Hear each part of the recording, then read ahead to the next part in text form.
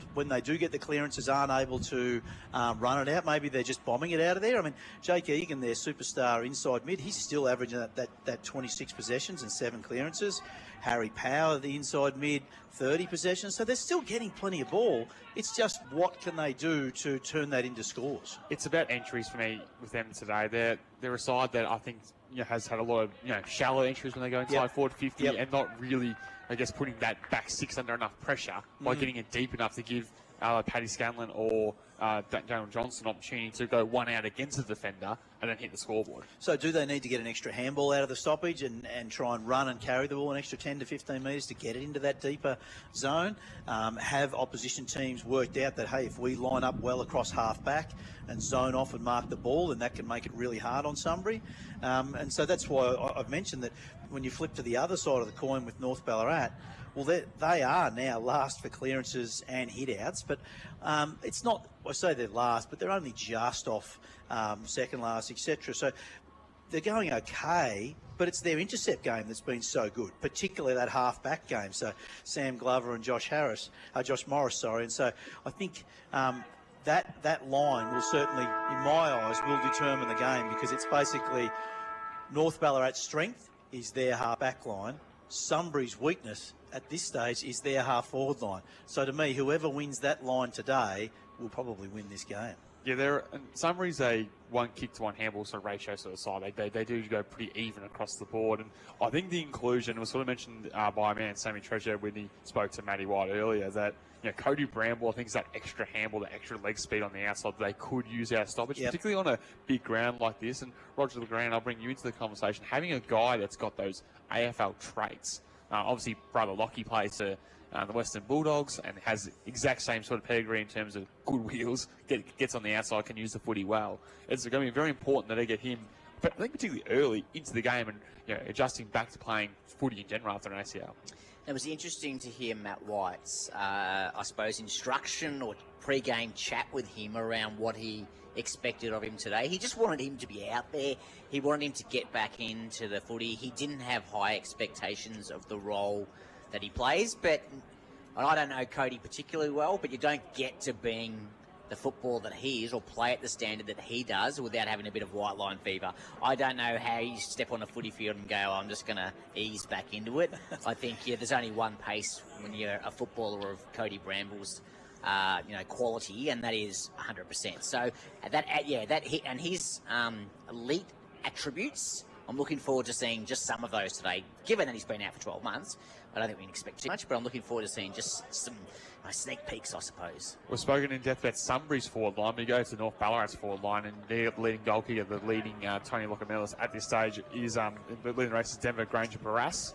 It is well documented that he only has a few more games now left at the Roosters, but what can we expect, I guess, from that forward structure from North Ballarat today, Brad McGowan, but also how they're going to replace the goals that he's been out putting? He's only got a handful of games left. Yeah, well, I love their structure at the moment, because to me you should play 3 key forwards, and you generally want 2 of them that are proper key forward sort of height, and so that 190 to 200 centimetre sort of players, and that's what Denver Granger Barras and Jai Lockett provide. 2 big hulking key forwards, and then Jamie Quick's like the third tall.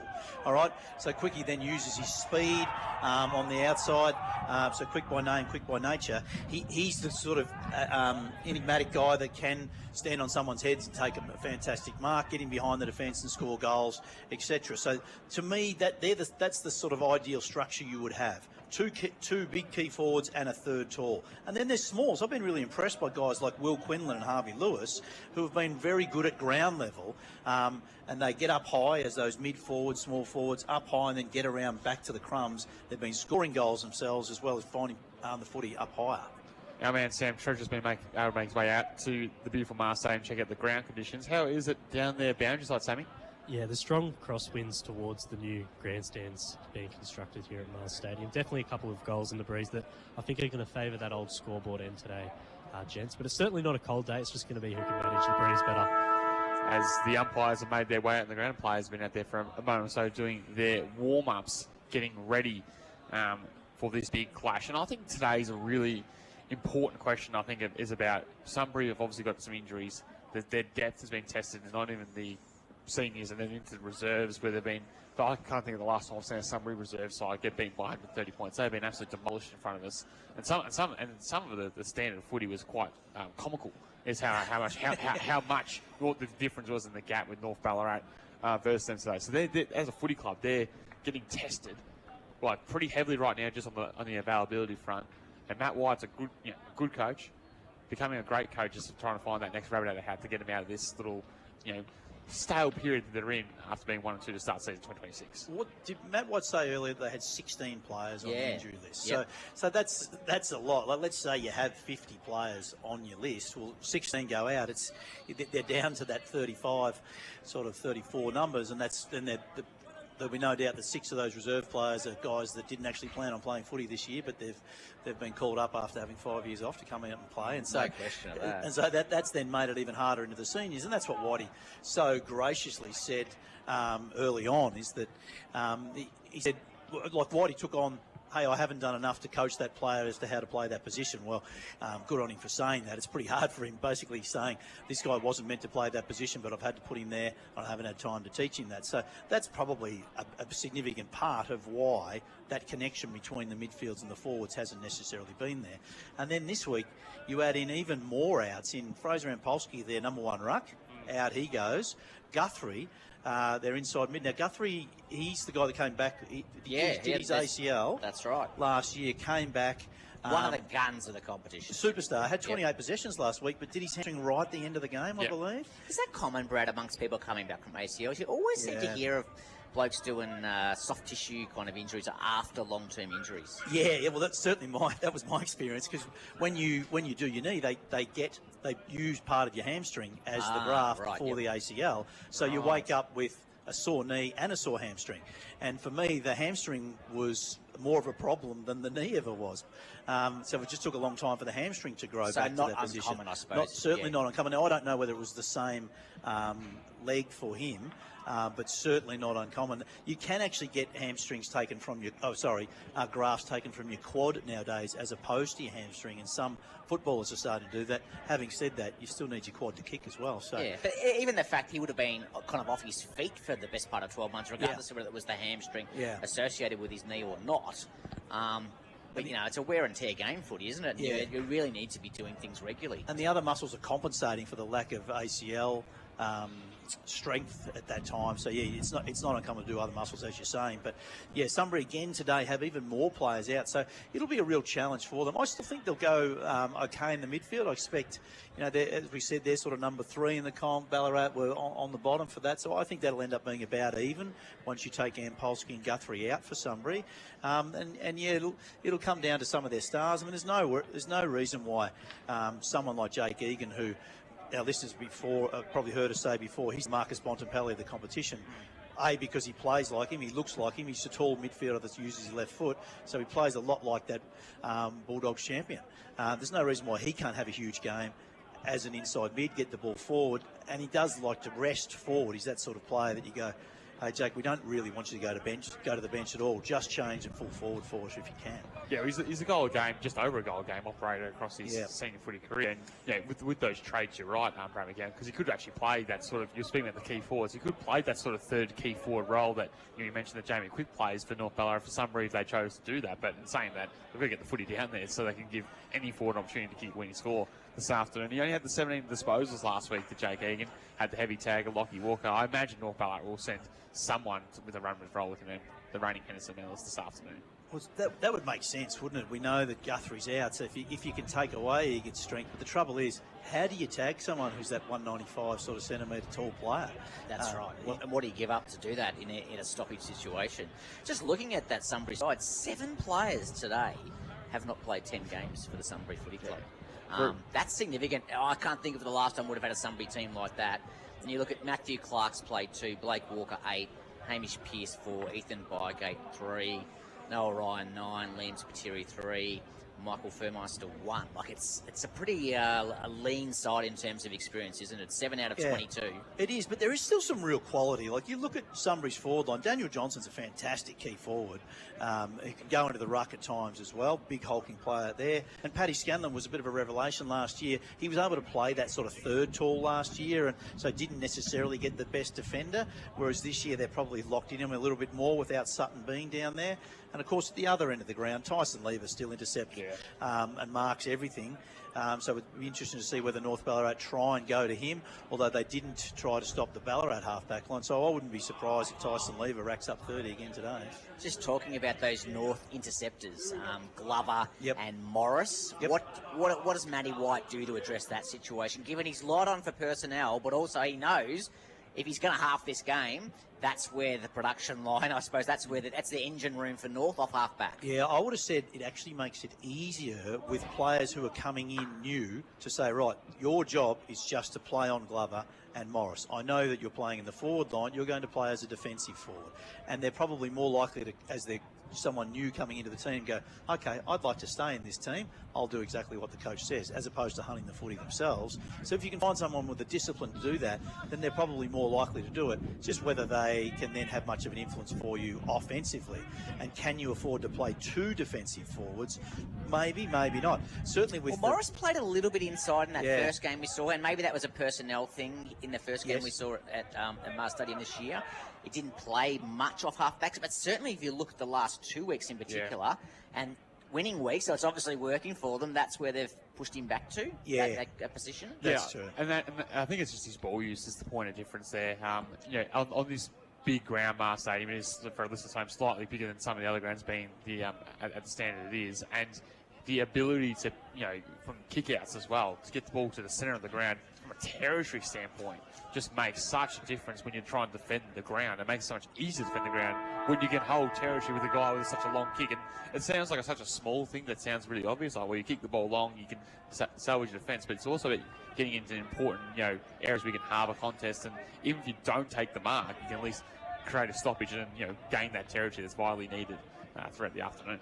Yeah, Glover's the one. Glover's the one for me. You've got to stop, and it's whether you put one of your best forwards, say a Daniel Johnson or a Paddy Scanlon, on him, because at least they will draw the footy and keep Glover a bit more accountable, or do you put in someone else who's just come into the side, who isn't necessarily as noted a forward, and just say you stand next to him and punch it away all day.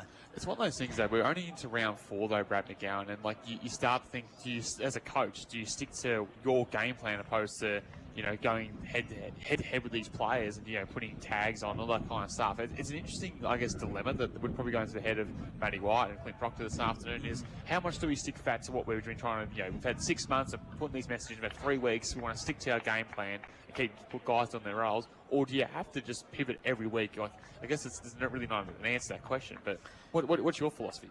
Well, I think that each team should play an inside mid that is either a tagger or at least starts next to that opposition player at each stoppage. And I think one of the most underutilised roles is the defensive forward. If it was me, I'd be playing a defensive forward every week, because every team has a halfback flanker that does not care about their opponent and just focuses on intercepting the ball. And if you let them do what they want, they usually get 30 possessions and make it harder for you to score. So if you can find a player who, look, most mid-forwards are only going to get sort of 10 possessions a game anyway. So if you just go and stand on their best player, you'll get taken to the ball all the time. You'll probably still get your 10 possessions, and hopefully you can limit them.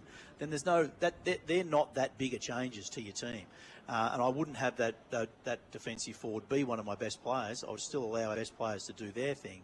I would just have someone who's not necessarily one of their stars do that role. And then the challenge becomes, for a Clint Proctor role, is, okay, someone's gone to Glover, someone's gone to Morris. How am I going to counter that? Yeah. What am I going to do as a coach to maintain the valuable influence that Glover and Morris give me off half-back if Sunbury are playing defensive forward? So it becomes a game of chess, game of cat and mouse, doesn't it? It does. And look, one of the favourite sayings of coaches is don't get beaten by what you know, which sounds good, but sometimes, like we all know, that when you play Brett Bewley, he's going to have 30 possessions, but there's often not much you can do about it. But at least you can try. So I'd be saying try something, because at least you're going into the game with a plan to try and beat their strength. So, Treasure's keeping a close eye on the coin toss. Which sides are kicking which way, my friend? Yeah, Sunbury captain Tyson Lever won the toss, and Sunbury are going to kick to that old scoreboard end with the breeze behind it. And a quick tip from you? Yeah, I think North Ballarat, just off recent form, they've won their last 2 games. They absolutely vanquished East Point by 98 points last week. That's quite a statement. And as we talk, Sunbury have quite a few out, and they got absolutely smashed by Melton by 83 last week. So I think off that, you've got to go North Ballarat. One life insurance. Our man Brad McGowan, who wins the game? North Ballarat with 20 points. Roger LeGrand. Sammy Treasure's been such a great tipster all year. I'm just going to follow him and go with North. Yeah, I got North by 25 points in this one as the players have made their way into the positions. We are ready to go for round 4 action in the Ballarat Football Netball League. It is North Ballarat hosting the Sunbury Lions, and to kick things off, here's Roger LeGrand. Thanks, Sam Young. Sun is shining, wind is blowing here at Mars Stadium as we get underway. Muir in the ruck for Sunbury. Ball spills to ground, kick off the ground in the direction of North Ballarat, who will kick into the Creswick Road end. Strong tackle. They was the sling umpire said no. Harry Power comes out with a ball for Sunbury. Handball to that man, Egan, goes out in the direction of Gallant. And Lever can't pick it up, and it'll be a ball up on the back line of the centre square. Creswick Road ended the ground. North Ballarat in attack. So that was Seb Morris, the ruckman for North Ballarat, was throwing his weight around there. And he'll get up nice and high, but Muir will get the tap. The 2 number 20s going head-to-head in the ruck this afternoon as Lamb spits it wide there to Carey. Right for kick around the body will go the required 15 over top and find Reggie Palmer, 60 from goal. Opportunity to set one over the top of the square and look for Granger Barras, but he had the locket in the pocket, and that's where he went. Jai takes the mark, 40 metres out, right up against the boundary line. You've been waiting to say that, haven't you, Sam? I've been waiting all year to have that one. It was on my dartboard at the start of the year. I was like, I'm ready to get that one out into the ethos of 3BA Footy's Home Ground. Thanks to our good friends at T2E Gyms. This is a tough kick, boys. He's standing outside of the boundary. The breeze is certainly going to bring the ball back, but he would want to aim for the right goal post, so his side goal post. So Lockett starts his approach to that goal face. As Brad McGowan said, tough kick is a tough kick for a Lockett. It's across the face. No score will be registered. And in the end, intercept marks taken deep in defence by the North Ballarat defence. And so ruckman Joel Muir getting back on the last line. So Sunbury looking to clear, and they do so. Hit up short. Murphy Boyd has the ball for Sunbury. He's about 20 metres from the North Ballarat goal. Just trying to hold on to the footy. Comes wide to Gallant for Sunbury. He goes in short over the head of Bramble, and it'll be a lasso right in front of the North Ballarat interchange bench, and the free kick to be taken by Sam Arts for North Ballarat. He kicks long forward. He was a poor one in the end, but it did put the Sunbury defence under pressure. North Ballarat trying to keep the ball alive in this stoppage situation. Some strength coming through from Lever. Miller was in there as well for Sunbury, and in the end, they're going to clear. Kick off the side of the boot from Ryan, but North not able to pick it up, and in the end it's Miller who comes through for Sunbury. Kicks long towards Ford. Johnson out by himself with Glover. This is the matchup we wanted. Brad McGowan and Glover able to get back. His kick put Carey under pressure. Up to the task with a handball, if you could call it that. Ball swings back in the direction of Carey off a boot. Johnson picks up. Handballs over the top in the direction of Bramble, I think it was. Kick goes to the line. Getting back Carey. No, it's Curran to spoil on a mark taken in the back pocket by Carey. So North Ballarat survive. Curran, the last line of the fence, just getting that hand up and saving it from crossing the line and finding Carey short deep in the fence. We'll go long towards the outer side for North Ballarat. A wobbly kick will work out okay to Collins, who spit it wide there looking for Leonard. Half volley was always going to be tough to collect as he came back towards the traffic, and in between half forward and the outside, the umpire's going to say, give it to me, I'll throw it in neutral territory. I was keeping an eye on Sam Glover's match up there. He actually didn't go anywhere near Johnson. He just said, I'm going to stay in the corridor, and didn't pay Johnson any respect. So that'll be interesting to keep an eye on that. Go again, knock one down there by Muir towards the boundary line, but the clearance will go the way of Elliot Lamb of North Ballarat as he sends it towards centre wing. Bouncing ball, Lever Fisters out of bounds, and we'll get a ball in on true centre wing on the outside. I think we'll get a lot of play over there this afternoon, Brad, because of these crosswinds. It seems to be pushing the footy out there. Certainly, and it's certainly protected just in front of the grandstand here on our media box side, but certainly once you get out in the middle, the wind gets hold of it. So Muir has a noticeable size advantage for Sunbury over his opponent in Collins in that ruck duel. North still very strong in clearance, and Leonard goes in very strongly, going to force a repeat stoppage. So play is on the centre wing on the Creswick Road side of the ground. No team has scored yet in the nearly 4 minutes we've played here at Mars Stadium. For D2E Gyms, as play gets back underway. It's Muir who wins the hit out for Sunbury. Ball goes to ground. Kerry kicked it off the ground in the end, I think. It went high. Is it going to beat the boundary umpire? He's going to call it touch and it'll be out of play on the Crescent Road side of the ground, in the middle of the ground. It's interesting to note that North Ballarat aren't holding many forwards. I think they've only got 3 forwards actually ahead of the ball, maybe 4, whereas Sunbury have got more like a 5 forwards. So Sunbury keeping their traditional forward line there. Back on, underway on True. Collins will tap for North Ballarat this time. Again, another tackle, another stoppage on the far side. Virgil was from our broadcast position in centre wing. At the 4.5 minute mark, we'll go once again in neutral territory. Muir against Collins. Muir with the tap, McGuigan with the clearance. Off there to Lennon on his non-preferred right boot. We get the high ball towards half forward for North Ballarat. Tough on the mark. Lever good enough. So get the kick away. Coming from the side, nice mark taken by Bowman, who floated across and intercepts in the middle of Mars Stadium. Been going at 80+% by foot the first 3 games, and season 2026 is Taj Bowman. Kicks off the outside of the boot as you wrap him up and turns it over. Mark taken by Sunbury on the half-back line by guess who? Tyson Lever with a short 15-minute pass. He finds Ryan. They can't leave Tyson Lever by himself all day. He's just going to intercept Mark. Ryan comes inboard and finds a teammate in Scanlon playing high up the ground. Called to play on now. Kicks long towards half forward for Sunbury. It's off the side of the boot, but Luck's a fortune.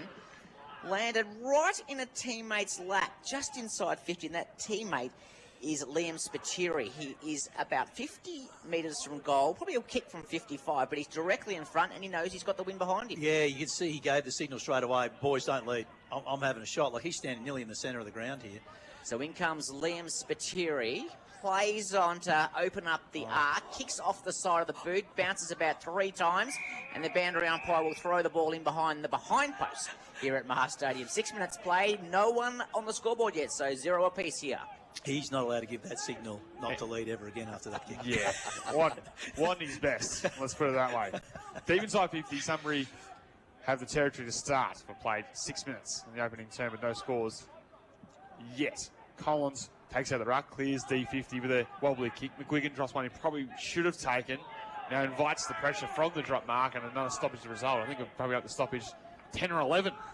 Collins was lucky not to give away a free kick right in front of goal there. He did throw his opponent away. Umpire let him go. So we go once again, true centre back or true centre forward, depending who you support for Sunbury.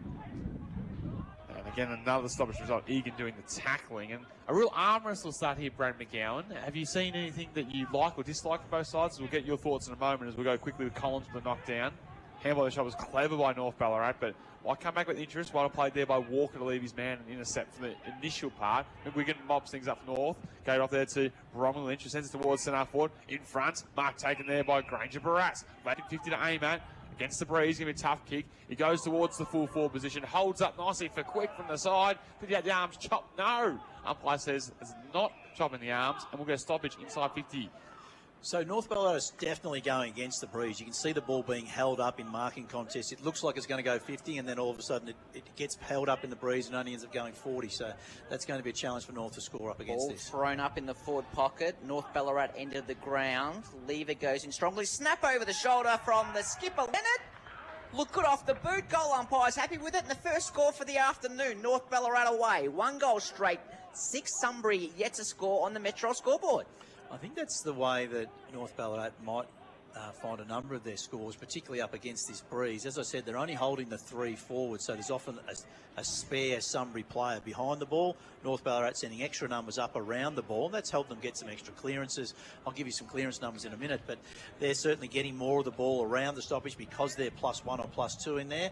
Then they've got less players to kick to, so they just need to get it forward, cause another stoppage, and then try and score from stoppages just like that. A goal against the breeze start here going the way of North Ballarat, and it feels like it was only 1, but it feels like 2. As that's how strong the breeze is this afternoon. They're going to be vital going towards the Crescent Road end this afternoon and telling the outcome. Shea on debut will get the clearance towards centre forward. Off hands. Harvey Lewis kick, dribbles inside 50 towards Lockett. Off the Quick. Runs around to his non-preferred left side. In the end, made poor contact with the footy, and Sunbury able to clear with a dump kick towards centre back. Muir in front. We'll see it bounce over the back and towards the middle. Shea confronted there by Scanlon. Handball was clever by North Ballarat to work out through Penny. Now Arts on the outside can stream away from the contest. Right foot kick towards full forward. Spills at the back, bounces all the way home, and North Ballarat have 2. Sammy Arts from outside 50 kicks the second, and 2 in a minute to the Roosters. Great goal by Sammy Arts. I'm not 100% sure he was having a shot. I think he was just kicking it to the tall forwards inside 50, but he just carried over Tyson Lever's head and just got the perfect bounce for Artsy through, and North Ballarat do look the better side around the stoppage. The Sunbury ruckman in Muir is certainly taller, and he's getting the hits, but they're not making the most of them. And this is what we've talked about with Sunbury. They're actually getting enough of the ball, but they're just not being able to execute and get it inside 50 enough. At the moment, we've got North Ballarat leading the clearances 7 to Sunbury's 3. We might cross down to Sammy Treasure before too long. There was a marking contest as the ball skipped over the back of that head, and Sean Riley and Granger Barras clashed heads. Now, Granger Barras has got straight back up. Riley's taken a little bit longer. He's down the goal square at the moment as play gets underway in the middle, and as Brad just said, Muir wins the hit out, but Reggie Palmer for North Ballarat does the sharking. Handball's back in the direction of Collins. He gave it to Leonard on a left boot inside 50, so play in the attacking 50 for North Ballarat. Jolly. Handball over the top in the direction of Lockett. Round 1, round 2, got a handball, and Lever for Sunbury's able to intercept that handball and kick it back into the middle of the ground. Now the foot raises on. It's on centre wing out in front of the new grandstands. Creswick Road side of the ground. Johnson picks up with one hand. What a great pickup. Handballs over to a teammate in Boyd. Round 1. Lucky not to be pinged for holding the ball. The end. Back to Johnson. He tried to fend off 1-2. Should be pinged for holding the ball. Umpire says, give it to me. I'll ball it up. Ooh, might be lucky there. I thought he put the fend out your right to the ground, and on the current interpretations, I reckon they should have been holding the ball. But escape for Sunbury. Stoppage at half forward. Trailing 2 goals to North Ballarat on the Metro scoreboard. Collins with the tap. Muir coming through as the opposing ruckman couldn't gather. North Ballarat usher a hand pass forward in the direction of Arts. He's unable to gather. Coming through there for Sunbury was Spiteri. I must be a free kick for a hold. Advantage is going to be taken there by Egan. And he's going to thump it towards the full forward position. It's off the side of the boot though, as he sends it out of bounds, and a stoppage inside 50 would be the result. Another poor entry from the Lions. Well, it was, but the ball is travelling that extra 10 metres. Like, he's kicked that from centre wing, and it's gone all the way out of bounds next to the point post. So, yeah, you can certainly kick the ball and score from deep. Play camp. Umpire throws the ball in. Johnson grabs it out of the ruck. Shrugs 1, shrugs 2. That's got to be holding the ball, and it will be. So, free kick going to North Ballarat in the back pocket. Taken by Bowman, who appears for the 50 metres. And the umpire said, I actually agree with you, Taj. He didn't stand there. Let's bring the ball forward 50 metres for North Ballarat. The free kick will be now taken inside the centre square. So Taj Bowman doing it all. Strong tackle. Asked the umpire for 50. Got it. Now he's looking to use those great foot skills of his to advantage. He ends up going sideways in the end out to the Creswick Road wing and finds Sam Arts for North Ballarat. He goes for that hit up and finds it. Quinlan's got the ball for North Ballarat on the wing. Smack bang in the centre of the ground. Creswick Road side of the ground. North kicking against the breeze this quarter. So, knowing their running time off what should be a 3 or 4 goal breeze, I think. Hang on, we've got a blood rule here. And with that, Brad McGowan, the method from North at the moment in terms of kicking the ball into that win the outer side, is that the way you would do it as a coach? Well, I like the way they switched the ball, and then what I was so happy with was their ability to create space in front of the ball and create a leading lane. You could see there was like a 50 to 60 metre pocket of space in front of the North Ballarat player with the ball, and that gave North forwards chances to lead into that space, and then they were disciplined not to stay in that. They kept creating the space. So yeah, great ball movement by North Ballarat up against the breeze. So Bowman will go short, the required 50 to find Lockett. He'll play on. Don't know how well it's half forward with a searching ball. Tough on the mark, brought to ground by the North Ballarat forwards. Quick clearing kick will work out for Sunbury. Lands on chest. His kick was smothered as they try to launch one forward. And Sunbury's ball use with this breeze has been an issue to start. Trying to go quickly, they'll send it out of bounds. The minute when they go inside 50 propaganda, they do a technology just to then keep to man the mark. Well, one of the problems when you've got the breeze is you just think the breeze is going to do all the work for you, so you just bomb it long all the time. That is not working for them at the moment. So virtually opposite from a broadcast position on the outside. Muir will get the clearance. Handball away was clever. The right foot kick from Sunbury will go towards centre half forward, but again it's going to come back the way of North Ballarat. Nice mark taken there by Glover. Can access the corridor if he likes. Kicks off the instep. Poor use for him, which is a rarity. Bramble looks inside. Handball off to Muir, but he left it behind. It invites Penny to the contest, and he picked his pocket. His handball was sort of poor as well as Bramble tries to make amends. Works out to Johnston. Right foot kick towards full forward. Getting back as Bowman can complete the mark. Glover, always clever. Got it back towards Bowman. Took the tackle in his stride, and in the end, a stoppage about 35 metres out, tucked in the left forward pocket as a result. How have you assessed Bramble's first 14 minutes back in footy, Brad McGowan? Question on notice as the umpire comes in to throw the ball up. It's in the forward pocket, almost in front of where the old scoreboard used to be here at Creswick Road in Ballarat, as Newitt taps the ball over the line for Sunbury. Yeah, Bramble just starting to work his way into the game. He has looked, he hasn't quite looked as confident as you'd expect, but he's starting to work his way into the right spots and gradually starting to get a few possessions. So it'll be Nathan Jolly for North Ballarat versus Jack Newitt for Sunbury in the ruck. I bet you those two haven't spent much time in the ruck before, but given the circumstances, handball came out to Bramble, back over to Egan. He couldn't kick it from there, couldn't he? Agreed, and handballed it back to Power. Power goes onto the right boot. Does it swing around enough?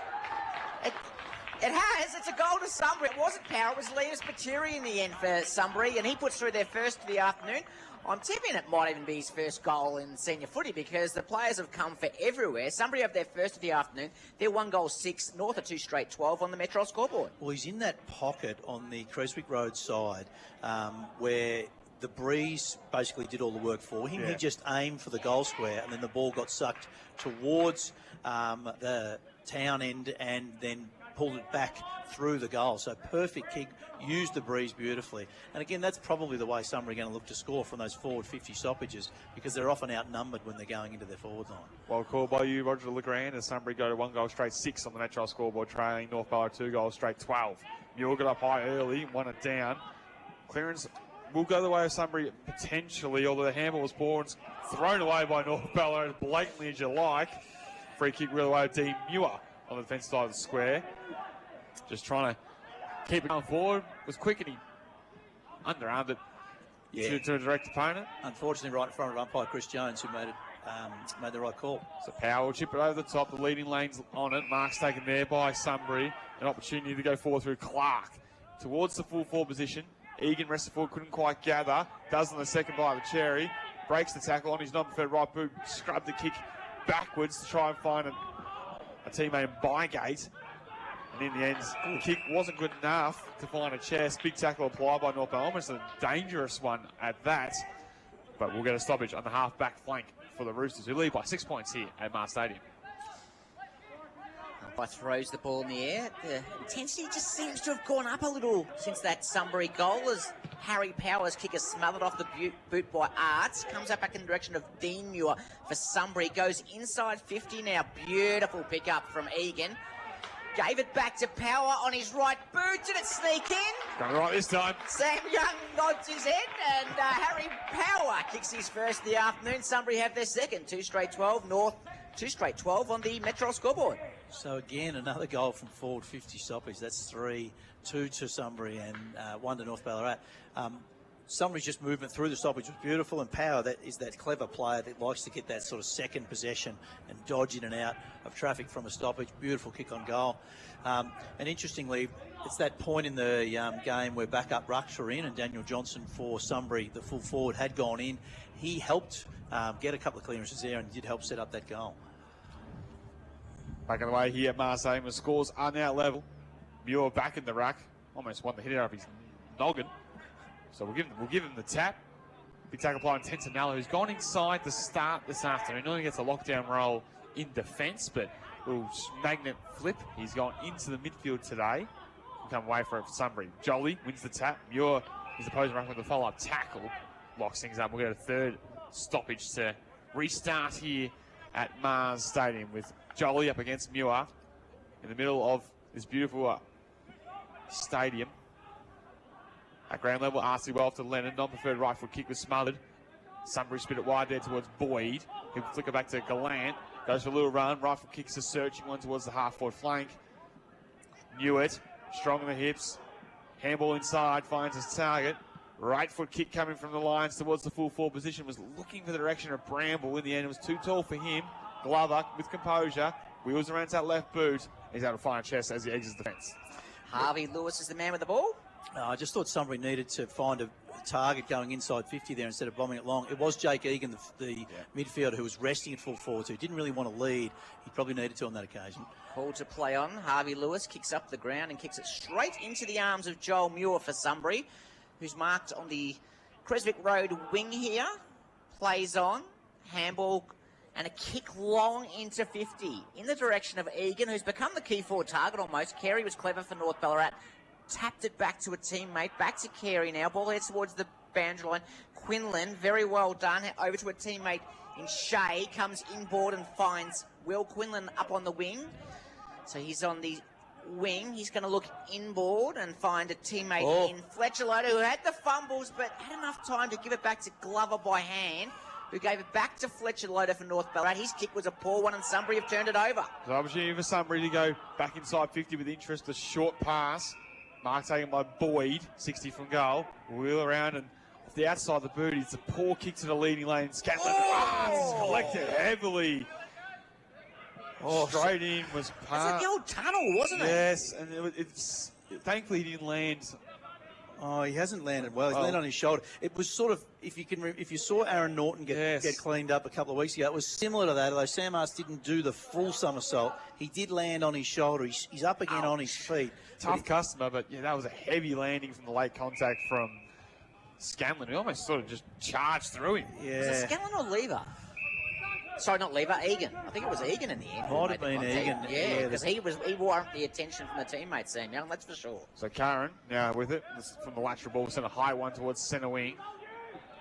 Again, big ruck from Muir getting back from not the first or second, but now the third time intercepting. This is on centre wing on the broadcast side.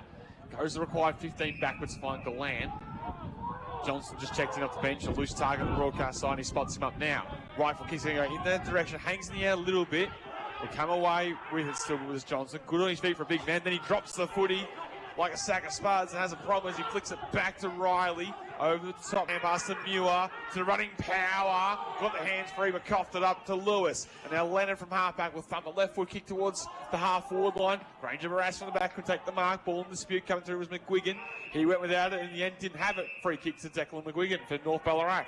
Declan McGuigan plays on quickly, comes inboard, finds a teammate in Lamb, handballs over to Lewis. On the move now, kicks inside 50 for North Ballarat.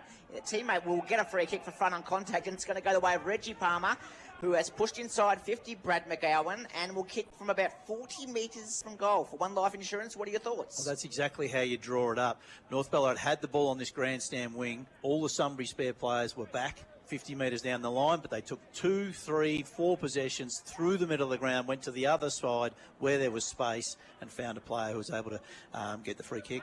Time on the opening term. North Ballarat kicking against the breeze, but can take back the lead. Reggie Palmer from 40 metres out, right foot kicks on its way. Always look near side of the boot, and in the end, he's probably been lucky enough to scrape it through for a score. The first blemish of the afternoon goes the way of the Roosters. They're 2-1-13 on the Metro score with Sunbury trail 2 goals straight 12. It was a harder position to kick from over there, but it was the right decision to go through the middle, and that's that better ball movement that we've heard Clint Proctor, the coach, and Simon McCartan, their captain, speak about earlier today.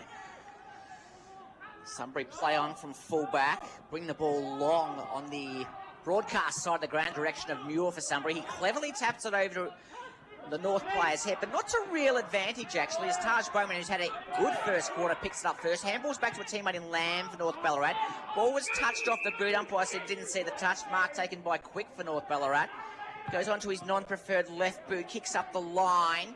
Very good mark taken overhead by Ben Eels to intercept for Sunbury, right in front of the interchange benches here at Mars Stadium. So Sunbury, can they draw another goal in these last few minutes, kicking with the breeze? The kick goes long towards half-forward. Muir crushed into Loader, and Loader's gone down. Kick comes into that Sunbury inside 50. Isaac Carey for North Ballarat is the quickest, and he's able to pick up the footy. He plays on out towards the outer side of the ground and finds a teammate in Penny who dropped it. North Ballarat player off the footy as well for Sam Treasure, keep an eye on as we'll stick with the action as Lewis. Yep. Goes towards centre wing on the outside. Opportunity for North to go back into attack here through Lewis on a right foot kick. And Granger Barras is out the back and the kick's on his head and he takes the mark. So just going back to that incident with Loader, as I called it, he was met by the knee to the hip region, I suspect, of by Muir in that contest. And they've got the X up, and that only means one thing. They're going to call for a stretcher here, which makes you think straight away it's... Well, it might be knee even. Might Is not it be knee? hip. Yeah, knee or ankle. They're sort of... He might have shattered his ankle. The way that the went lower towards his leg. Let's cross down to Sam Treasure on the boundary and see what he can see from his vantage point. Yeah, it did not look good at all. I think it probably does look like a knee, and you've just got a feel for Fletcher Loader. He only played 3 senior games last year to injury, so yeah, prayers are up right now as the stretcher's just coming out. Yeah, from the it's train. gonna be- Looks in a degree of pain, doesn't he, like from here? Yeah, it's going to be a major stoppage here at Mars Stadium as they get the stretcher out. The sides are going into their huddles. Yeah, we're just trying to have a look on the vision. We've just rewound and looked at it a couple of times. It's either ankle or knee, I think. It's certainly lower leg. The way he's landed, isn't just hasn't landed appropriately. And you could see that the people around him were, like, as they'd look at it, they were sort of turning their head away. So I wouldn't be surprised if his ankle is not quite facing the right way there, because... Yeah, there was a level of distress around all the players straight away to bring it to the attention of not only the trainers but the umpires. And once the ball was dead, they stopped the game immediately. We might take the opportunity to go around the grounds for Go Vita Ballarat, your local health store, down at McPherson Park, Darley 2517. Have the jump on Melton 1410. At CE Brown Reserve, Sebastian got off to a fly. That good form continues, Sam Young. 6-5-41. The Borough are leading Lake Wendouree 1 behind. And the only other game this afternoon is at Marty Bush Recreation. Is it? No, it actually might be at City Oval. Yes. Redan are playing Ballarat. So Redan have started well, 3-2-20 versus Ballarat 1-14. I've also got some results in the AFL. The poor form of Essendon continues, unfortunately. So they're playing the Brisbane Lions. Brisbane Lions at Marvel Stadium, 17-8-110, lead Essendon 6-12-48. That's into the fourth quarter there. They've been able to get Loader onto the stretcher and are now carrying him off the ground. He looks to be in a degree of pain. Sam Treasury, anything more that you can see from where you're standing near that interchange bench? No, it's just a profound emotion down here. Is it, what is the mood of the camp, Sammy? Like, obviously, when a horrific injury like this happens, is it like, what can you describe to the listeners what it's like down the boundary side? Oh, it's very empty. It's very quiet. There's not much noise, really. You see players, a couple are coming to Loader now to give him a tap on the shoulder, which is good camaraderie. But yeah, it's a very empty feeling down here, Sam. There's not much movement at all. So somber scenes here as Fletcher Loader's taken off the ground. We'll get back to the footy action. The mark's been taken by Denver Granger Barras.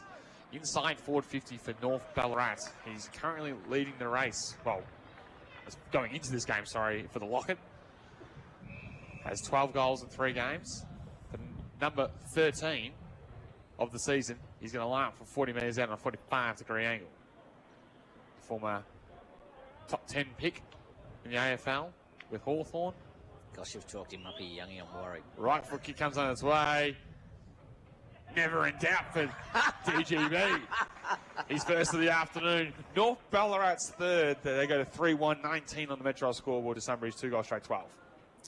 Yeah, I've been impressed with the way North Ballarat have moved the ball. They've certainly not just blazed away. They've known they're up against the breeze. They've either lowered their eyes and found people 20, 30 metres away as opposed to 50.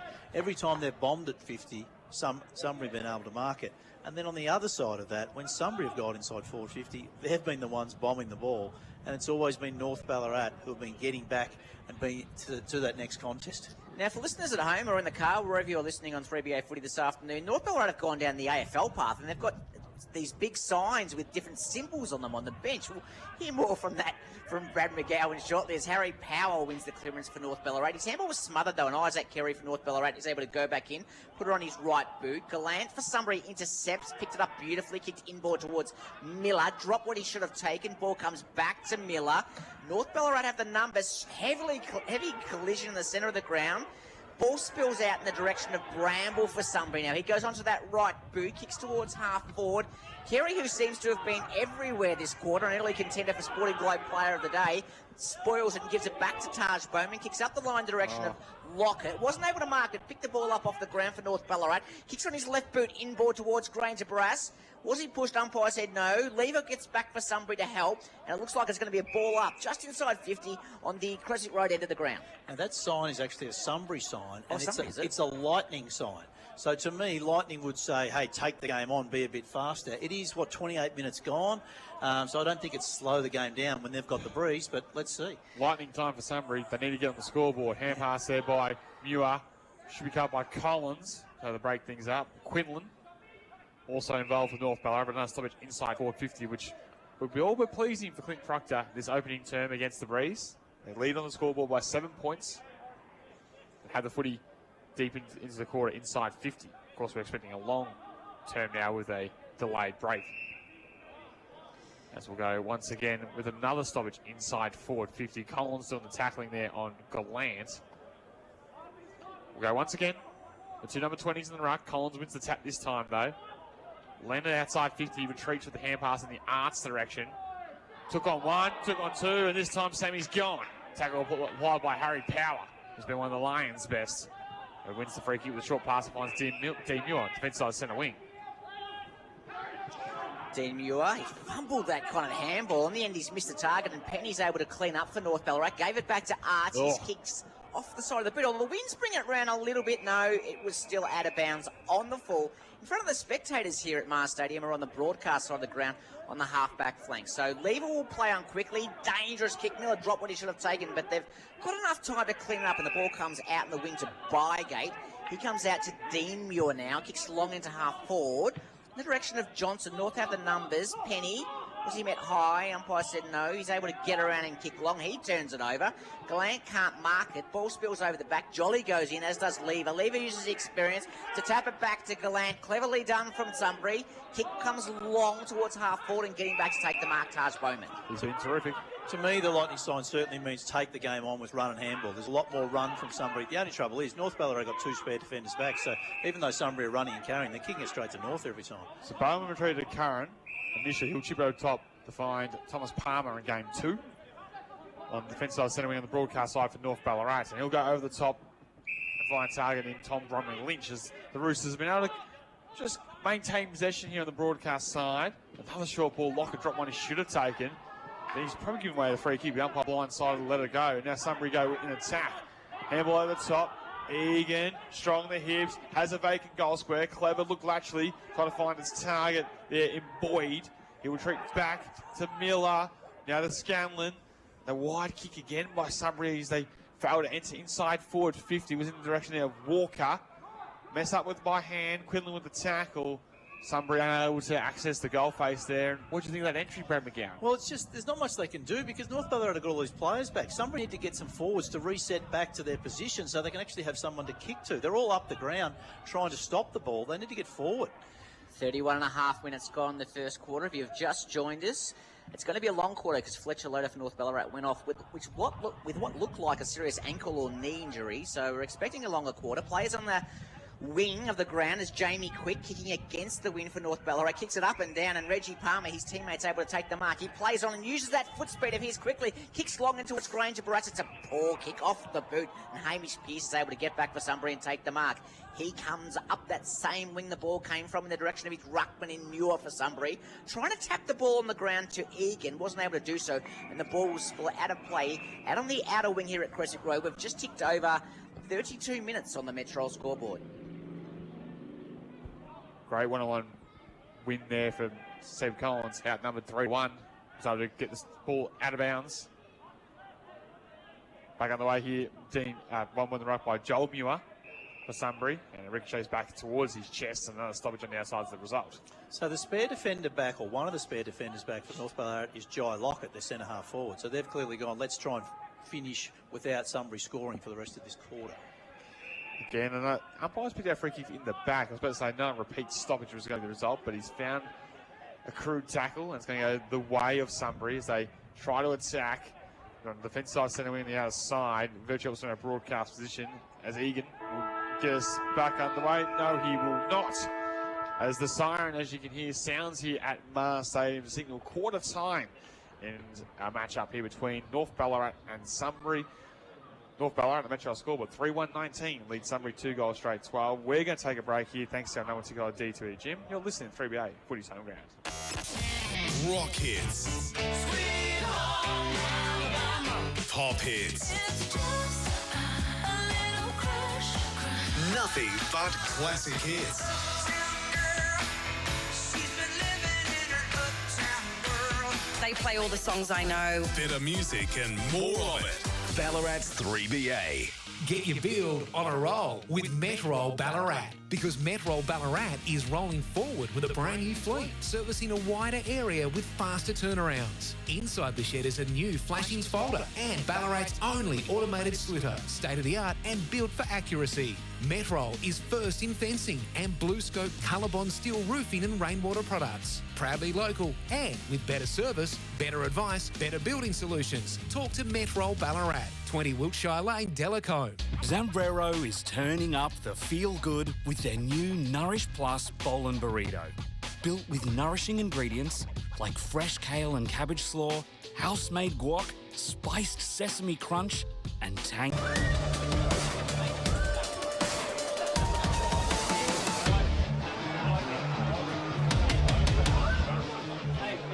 Goes long to Joyce again. He goes in that direction, or 3 to beat in the air. But why wouldn't you when you got JJ? Mark of the day contender.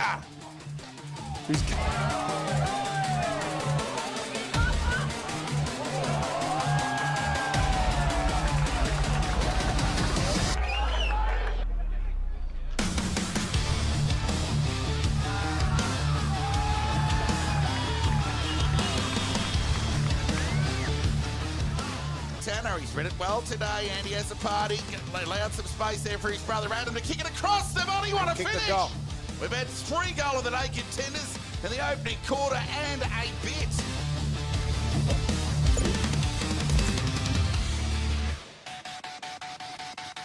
Calls not returned. It's all too hard. That's why I switched to Streamline Insurance. Damon Edwards and the team actually make it simple. Simple insurance. That's a first. Yep, they ask the right questions, cut through the jargon, and make sure you're properly covered. Your business, property, vehicles, the lot. Finally, someone local who gets it. Exactly. Streamline Insurance. It's who they are and what they do.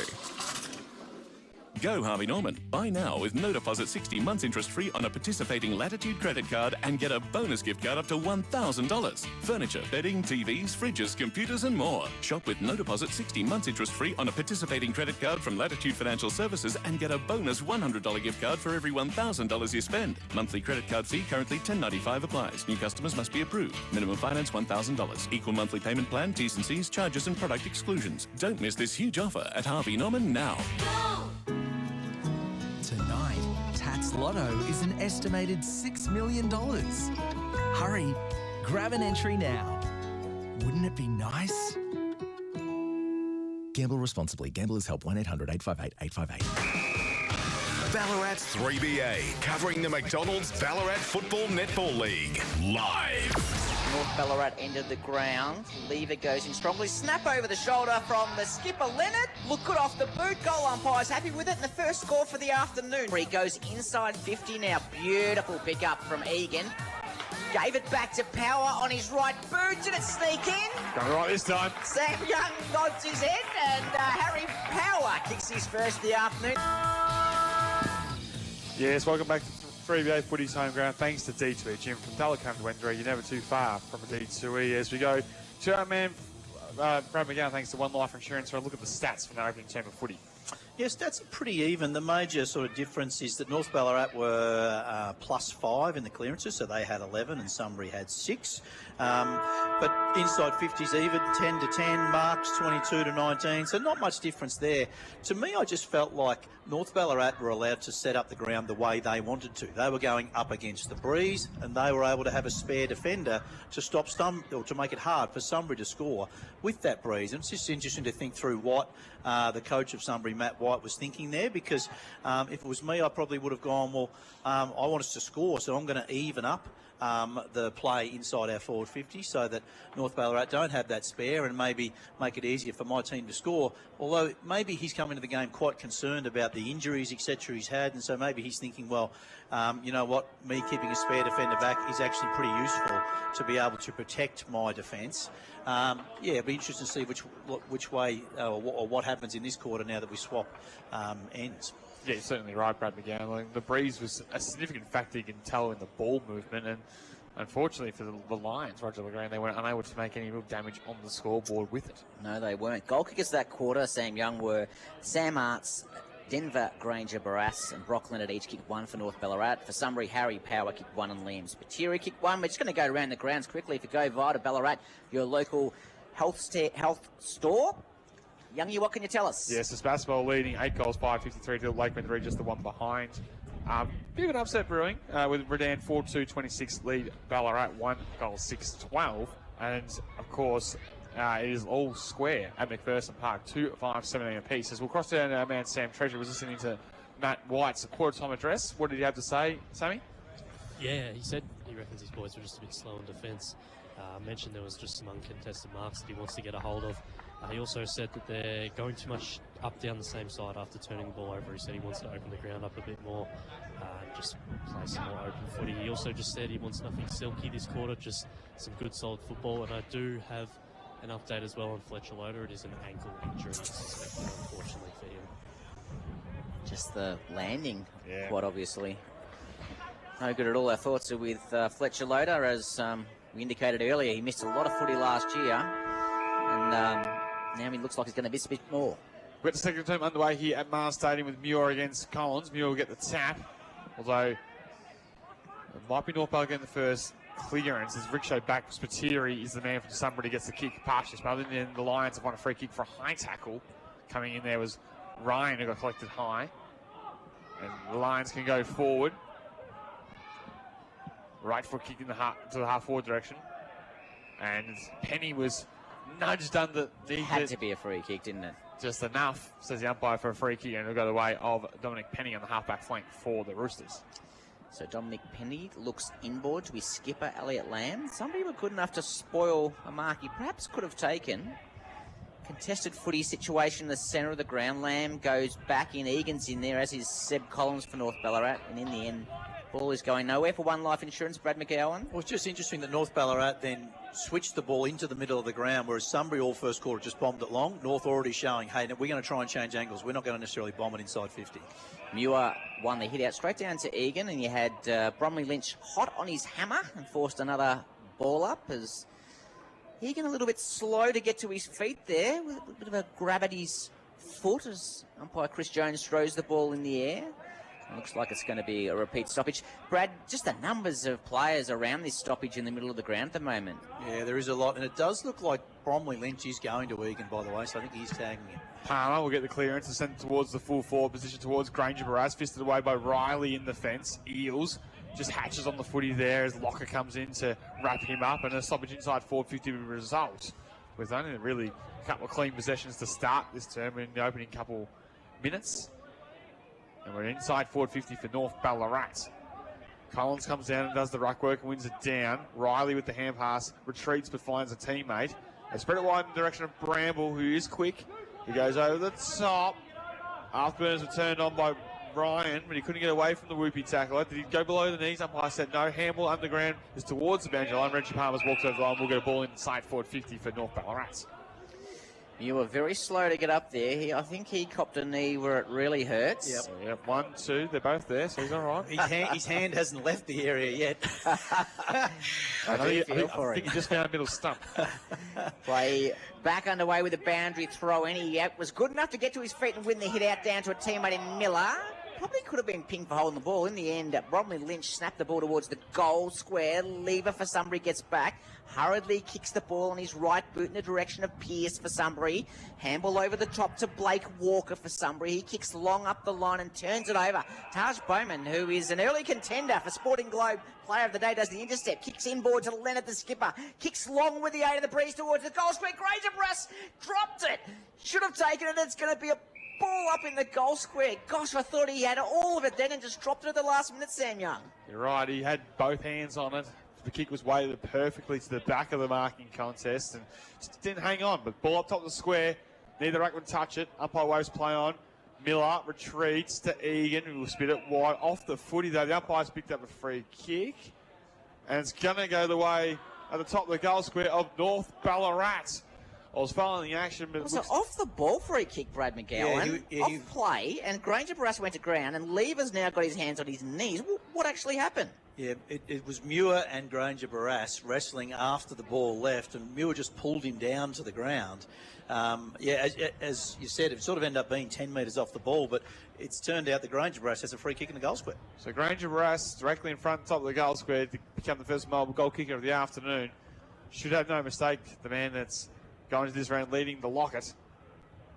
Right foot kicks on its way, he pops it through, and North Ballarat get the first of the second term to go to 4-1-25 on the Metro scoreboard to Sunbury's 2-goal straight 12. Disheartening for Sunbury after cheap goal. Yeah, they did quite well to actually exit the ball out of 50, and yeah, I don't really know what's been happening between those two. We know that Muir was a bit sore from earlier on, and that was a contest with Granger Barras, so maybe there was a bit of ill feeling. Yeah, you're right. Actually, it was, because they were both slow to get up earlier. So ball back in the middle of the ground. A couple of minutes into the second quarter here at Mars Stadium for D2E Gyms. From Delacombe to Wendouree, never too far from a D2E. Collins judged that umpire ball up perfectly, tapped it out in the wing. Not going to go far though, it's going to force another ball up. It's on the Creswick Road side of the ground here, inside the centre square. Collins versus Muir. Ball into ground. Ball came back to McGuigan, over to Quinlan for North Ballarat, on to his skipper in Leonard. He's going to be on his non-preferred left, snaps it inside 50, but Lever, as we've become accustomed to here in the Ballarat Football League, takes an intercept mark, kicks it out to Bramble. Comes across the fence, 55, Bramble for Sunbury, deep in the left back pocket. Looks to go to the broadcast side, sending the right foot kick. Scanlon not allowed access to the drop of the ball, and the mark's taken in the end by Morris. He's spent a long time off the ground working with the trainer, so we'll keep an eye on him as he thumps one towards full forward with a right foot kick. At the base, Granger Barras again, both hands to it, just couldn't hang on. It's off his hands and through for a minor score, 4-2-26. North Ballarat moved to Sunbury's 2-goal straight 12. Thumps one was the correct word. Younger, you could hear in the effects mic, he thumped that 60 to 70 metres with the breeze. Beautiful kick by Morris for North Ballarat. So Sunbury, conscious that they are kicking against what we suspect is a 3 or 4 goal breeze, genuinely trying to slow play up at the moment. North Ballarat, on the other hand, are attacking. Ball's out in the wing in the hands of Bromley Lynch for North Ballarat. He handballs to Penny, goes on to his left boot. Granger Barras, he finds himself in front. Didn't have to put his hands up over his head that time. Brad McGowan took it on the chest. It's just a beautiful kick by Penny. Sunbury had an extra 2 players at the back of that contest, but they were all taking the back space. Granger Barras was the only one that wanted the front space and wanted to lead towards the footy. Perfect kick by Penny to his advantage. So he'll line up from about 25 to 30 metres out from goal, probably on about a 45-degree angle. So the wind here is blowing across from the broadcast position towards Creswick Road. So it actually should work to his advantage. He probably should start it perhaps at that right post and have it fade left. Let's see if he can do just that. He comes in now, starts it at the right post and misses. Good advice, Roger. Yeah, I was actually thinking maybe aim more left post and see if they come back. I don't know. Anyway, he's kicked more goals than both of us, so we'll let DGB make the call.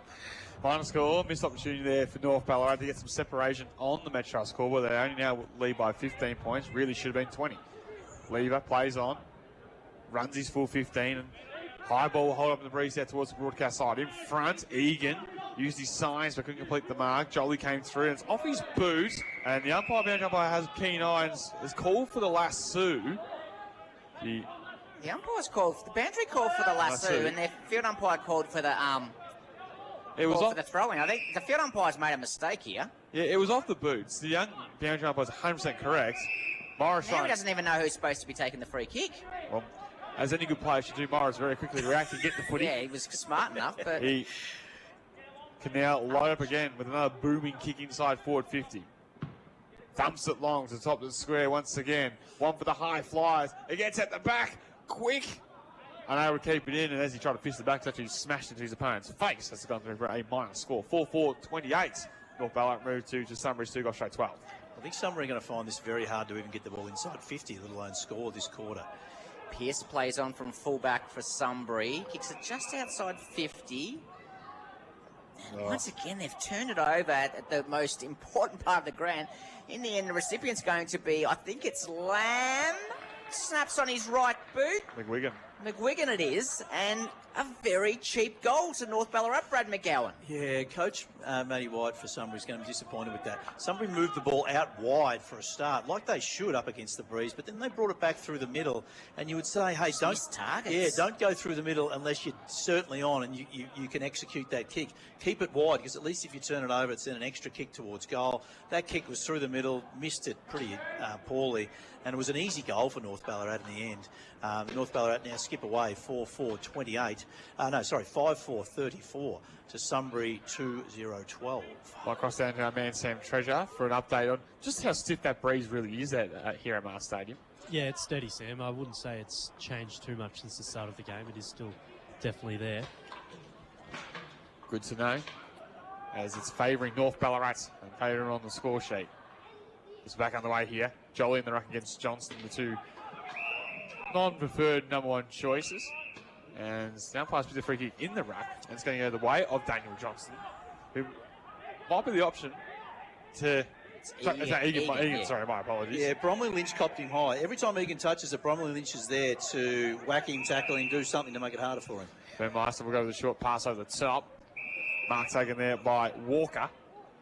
Between centre wing and half forward on the broadcast side for Sunbury. Punches it low inside 50. It's fisted away by the North Ballarat defence. Egan follows up. Left foot snap. How about that?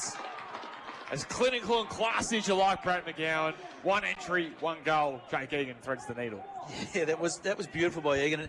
And I just mentioned that Bromley Lynch was staying right with him. Well, he was within a metre, but he got a block or a shepherd, did Jake Egan for Sunbury. That's all the space he needed. He looks like their sort of major avenue to goal, and certainly out of a stoppage. He's the class above player, but Sunbury were finally able to get the ball inside 50 through that good work around the stoppage. They seem to find it very hard once they're pinned down in their defence to get it out. So they're going to need to continue to try and win the ball at centre bounce and get it forward if they're going to score much this quarter. Almost halfway through the second quarter on the Metro scoreboard, North Ballarat 5-4-34. Leading Sunbury 3 goals straight 18. They haven't had many entries this quarter, Sunbury, but they've taken advantage of that one for sure. Johnson continuing in the ruck for Sunbury, but Morris for North Ballarat is up to the task. He sharks it, gives it over to Lewis. Lewis kicks to a man all by himself in the forward pocket, and he doesn't need any room like that, Jamie Quick, to make you pay, and he's marked at around 25 metres from goal in the forward pocket on a fairly acute angle, Brad McGowan. Oh, it was just beautiful stoppage work. I couldn't work out why Bromley Lynch didn't stand next to his opponent. It's because he wanted Morris to be able to wrap around behind the back. Beautiful stoppage work, set up the shot on goal. So he has 6 goals for the season. Jamie Quick, he now has 7. He's first for the afternoon, and North Ballarat have kicked their 6th. They're 6-4-40, leading Sunbury 3 goals straight 18 on the Metro scoreboard. North Ballarat have gone inside 59 times this quarter. Sunbury have gone in once. When they went in, they did score. But that was just beautiful stoppage work. Perfect tap by Collins in the ruck, as most right-handed rucks do. They tap to their left. Morris for North Ballarat started on the opposite side, so on the left-hand side, on the right-hand side, wrapped around onto the left. Beautiful sort of stoppage work. That's what you like to try and do, have a guy wrapping around, and then he was able to run sort of 15 metres out of the stoppage and hit up a target for North Ballarat. We bring a smile to every midfield coach. Yep. That stoppage and now instant response from North Ballarat. As we're back on the way here at Mars Stadium. Some player was collected high and Fernmeister coming through. Umpire blindsided said no free kick. And in the end, another stoppage. It's been a game of stoppages this afternoon, as it's been a contested game in these tricky, windy conditions at Mars Stadium. Collins wins it down. Bromley Lynch slips one tackle, gets handball away towards Morris coming out the front of the stoppage. Couldn't quite go this time. Bramble came back to track, was collected heavily. And the non-official umpires come in and seen there was high contact. Good umpiring. And it's going the other way of Cody Bramble in defensive side of the middle of the ground, as he'll go out wide. Set the task there for Johnston. Couldn't quite take the mark. Slight back in the corridor. Leonard Wise until it got to Curran. Did well with the side step to get away from the whoopie tackler. Right foot kick will go with a shallow entry to half forward. Tough one for Granger Barras to pick up. Somehow it's here. Got boots the ball towards full forward. Quick has to be good below his knees. Ball's in dispute. Comes away with it for Sunbury, though, as they clear towards the broadcast side. Big fly on the side. Mark's taken there by Newitt as they go a little lateral ball inside the power. Takes the mark on the centre-half back line for Sunbury. Slowing things down, looking for options. In the end, he elects to go short to his skipper in Lever, who in turn goes short back to Newitt. Newitt's right in front of us on the wing for Sunbury. Right in the broadcast position here. He goes short again and finds Lever. A bit of kick-to-kick for Sunbury at the moment. Yeah, this is the patch where they're finding they're breaking down. Can they get the ball inside 50? Generally, they haven't been able to all season from here. In the end, he hits up Scanlon for Sunbury, who kicks long inside 50. Spoil came from the North Ballarat defence. Sharked by Bygate. His kick was a poor one. Reggie Palmer has speed for North Ballarat. Wasn't able to get it. Came back to Matthew Clark. Over to Dean Muir, who has a shot at goal and misses 3 for behind. Sunbury 3-1-19, North 6-4-40 on the Metro scoreboard. Sam Treasure, just quickly, we haven't seen much of Dean Muir's brother, Joel, since that incident where he gave away the free kick and got hit where it really hurts. Is there any update on him? No, he's down here on the bench, Roger, getting ready to check back in, so I must have heard him, but not too much. Glad we'll come from full-back and we'll go long towards the outer side. Use all that 15 metres to his advantage. Morris unable to mark, spills to Lewis, goes back to now Morris. Stiff arm was superb to get away from the whoopie tackle. Left foot kick around the body. How's that? Finds the target. North Ballarat will go quickly inside. Lockett only went to one Duke. Could take the mark. Bounced off his opponent though. Handball off to Curran, who was flying through. Inside go North Ballarat. Right foot kicks comes to the goal face. Towards full forward and all the way home. Wow, that was good ball movement. Wonderful play by North Ballarat. Those two star halfbacks that we've talked about, Sam Glover and Josh Morris, did all the work to get it to midway, and then Lockett and the forwards got together to kick that goal.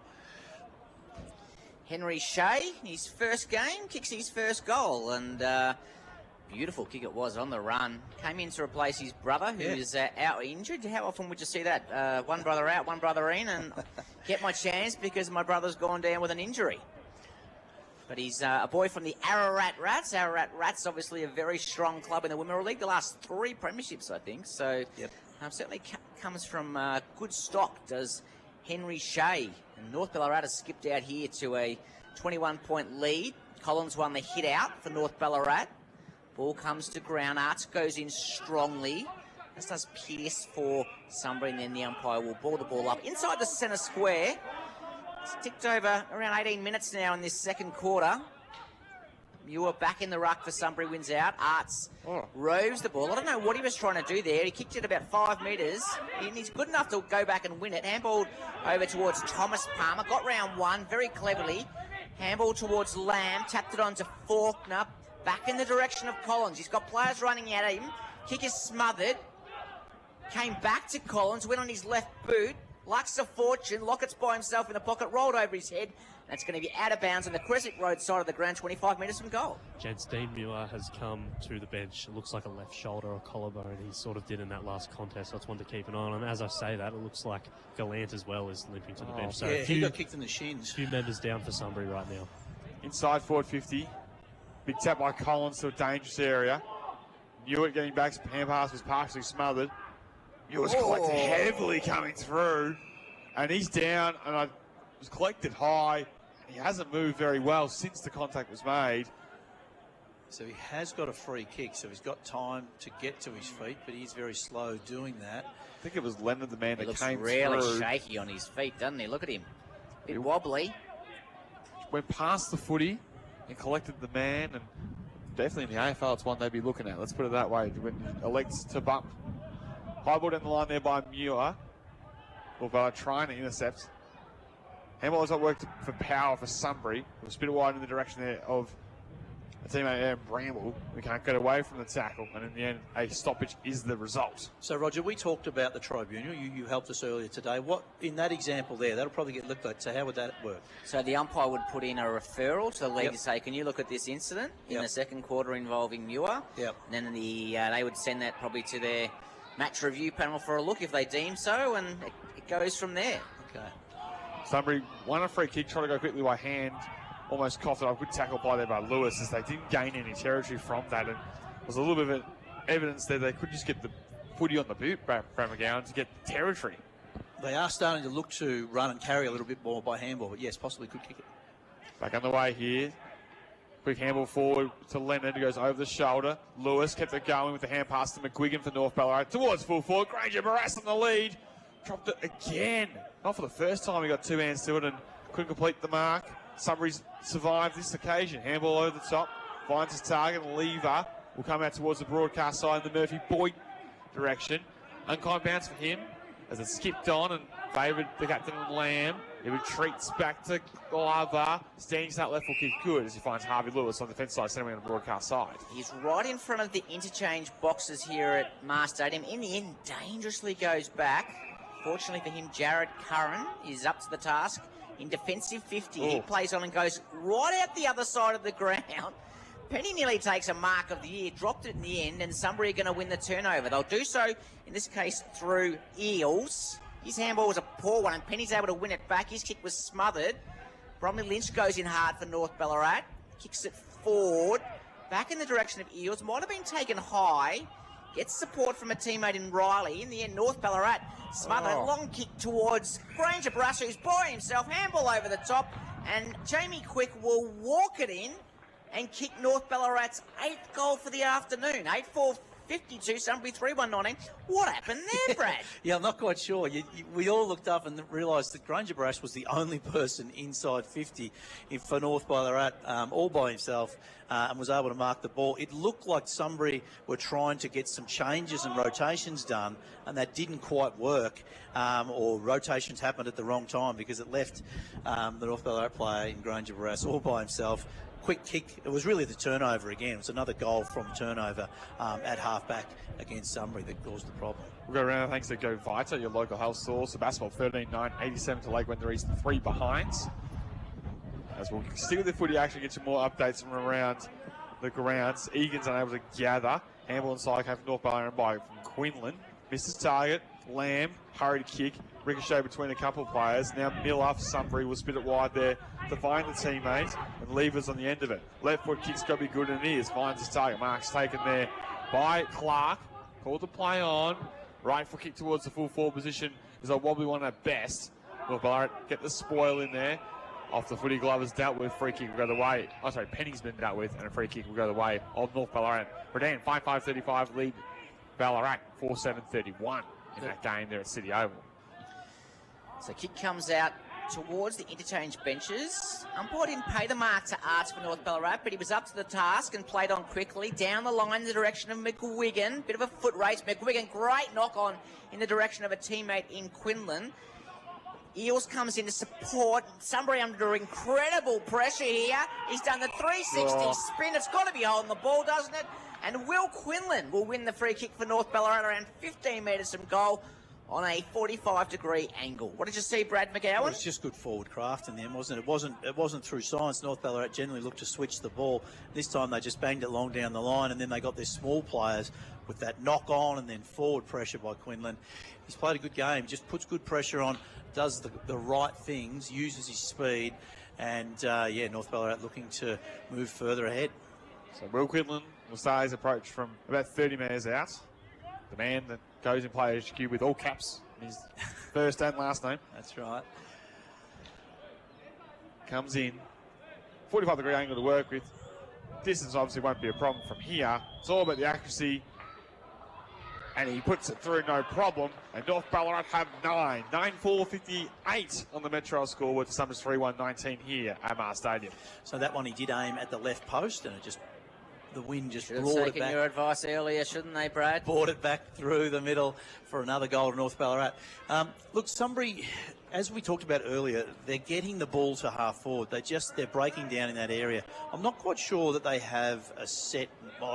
Sorry, they probably do have a set method, but it's just not being executed at the moment. So it's hard to identify what they actually want to do when they're going inside 50. It doesn't look like they're necessarily kicking to a player on the lead. It's just pretty stationary, and North Ballarat have numbers back. We talked before the game about whoever won that North Ballarat half-back line or Sunbury half-forward line will probably win. Well, it's certainly North Ballarat winning that line at the moment. For One Life Insurance, those thoughts from Brad McGowan. Play back underway in the middle of the ground. Harry Power for Sunbury wins the clearance, kicks forward, but Penny finds himself in front for North Ballarat. He'll take a mark on defensive 50. He's been good today. He has been very good. He's kind of quite a few intercepts, and we'll get some stats on that a little bit later on as Penny comes out wide to the Creswick Road side of the ground to the last goal kicker for North Ballarat. That's Quinlan. Tries to go around. Kick goes off the side of the boot. It'll miss its target. Scanlon's come up from somewhere and he takes the mark. Comes inboard, and I don't know what direction he's headed there, and sure enough, Leonard intercepts for North Ballarat, goes on his left boot in the direction of Jolly, spills over his head, over the back, Jamie Quick, doesn't need a second chance, snaps over the left boot, rolls, goal umpire's call, touch through for a behind, 9-5-59, North Ballarat, Sunbury, 3-1-19 on the Metro scoreboard. Sunbury survive that attacking foray, and Lever just punches ones out of the fence towards Bramble, work out for the speeds, and the right foot kick will go now towards the corridor. Tough one to mark, but they halve it nicely and go back towards Power to the Lions. And the right foot kicks out in the direction there of Newitt. Slips over in the marking contest. Now caught in a Bromwell Lynch tackle. It's one thing that's impressed me all day with North Ballarat, Brad McGowan, is their tackling has been spot on. Yep, their pressure's been great, and Bromwell Lynch has been a bit of a leader of that. He's played a great game, doing the in and under hard stuff, the tackling, the pressure, and keeping Jake Lever, the Sunbury star, under wraps. Time on, second term, off the bootlaces there of Leonard, and it'll be a lasso free kick will go the way of Harry Power, taking side centre wing on the broadcast side to send the Lions into attack in the direction of Scanlon, sits on his head in the air, now pointed at the marking contest expertly by Glover, and North Ballarat again look to transition through the defence. Now Bowman will go across defensive 50 to find Curran. He chips over the top towards Palmer. He can go the required distance over the top to find the leading lane. The mark's taken by Quinlan, virtually helps him out of broadcast position. As he looks to access maybe the corridor now from this position, or keep it going in the straight lines down the line. Off a standing start, sets a high task. Big fly and a fist coming from Gallant from Sunbury over the back. And again, another great tackle from North Ballarat, this time by Leonard to lock things up 65 metres out from goal. At least with North Ballarat there, they'd be happy that they didn't get outmarked. Sunbury had extra players. They were forced to go down the line, but North Ballarat able to get it to ground and cause a stoppage. So ball up, just outside 50. Almost kick smothered off the boot. Came back to Curran, hurriedly inside 50, and Harvey Lewis found himself in the right spot for North Ballarat. He marks inside 50, plays on quickly, goes on to his right boot, long shot at goal. It'll go to the near side, through for a behind. North Ballarat 9-6-60, Sunbury 3-1-19. Quickly around the grounds for Go Vida. Melton 6-6-42, leading Daly 2-6-18 at McPherson Park. So the Bloods well on top down there as the ball brought back into play through Lever. Comes up the middle of the ground. Spall came over the back. Egan roved for Sunbury. Round one, round two. Handball was a dangerous one. Put by, get under pressure. Fortunately, they've got numbers around the footy, and Clark gives it over the top to Newitt for Sunbury. Inside 50 now. Shot on goal from about 35 metres out from goal. Sunbury get a very quick response, Brad McGowan. Yeah, it was fantastic movement by Sunbury. It was risky. They came against the breeze, straight up the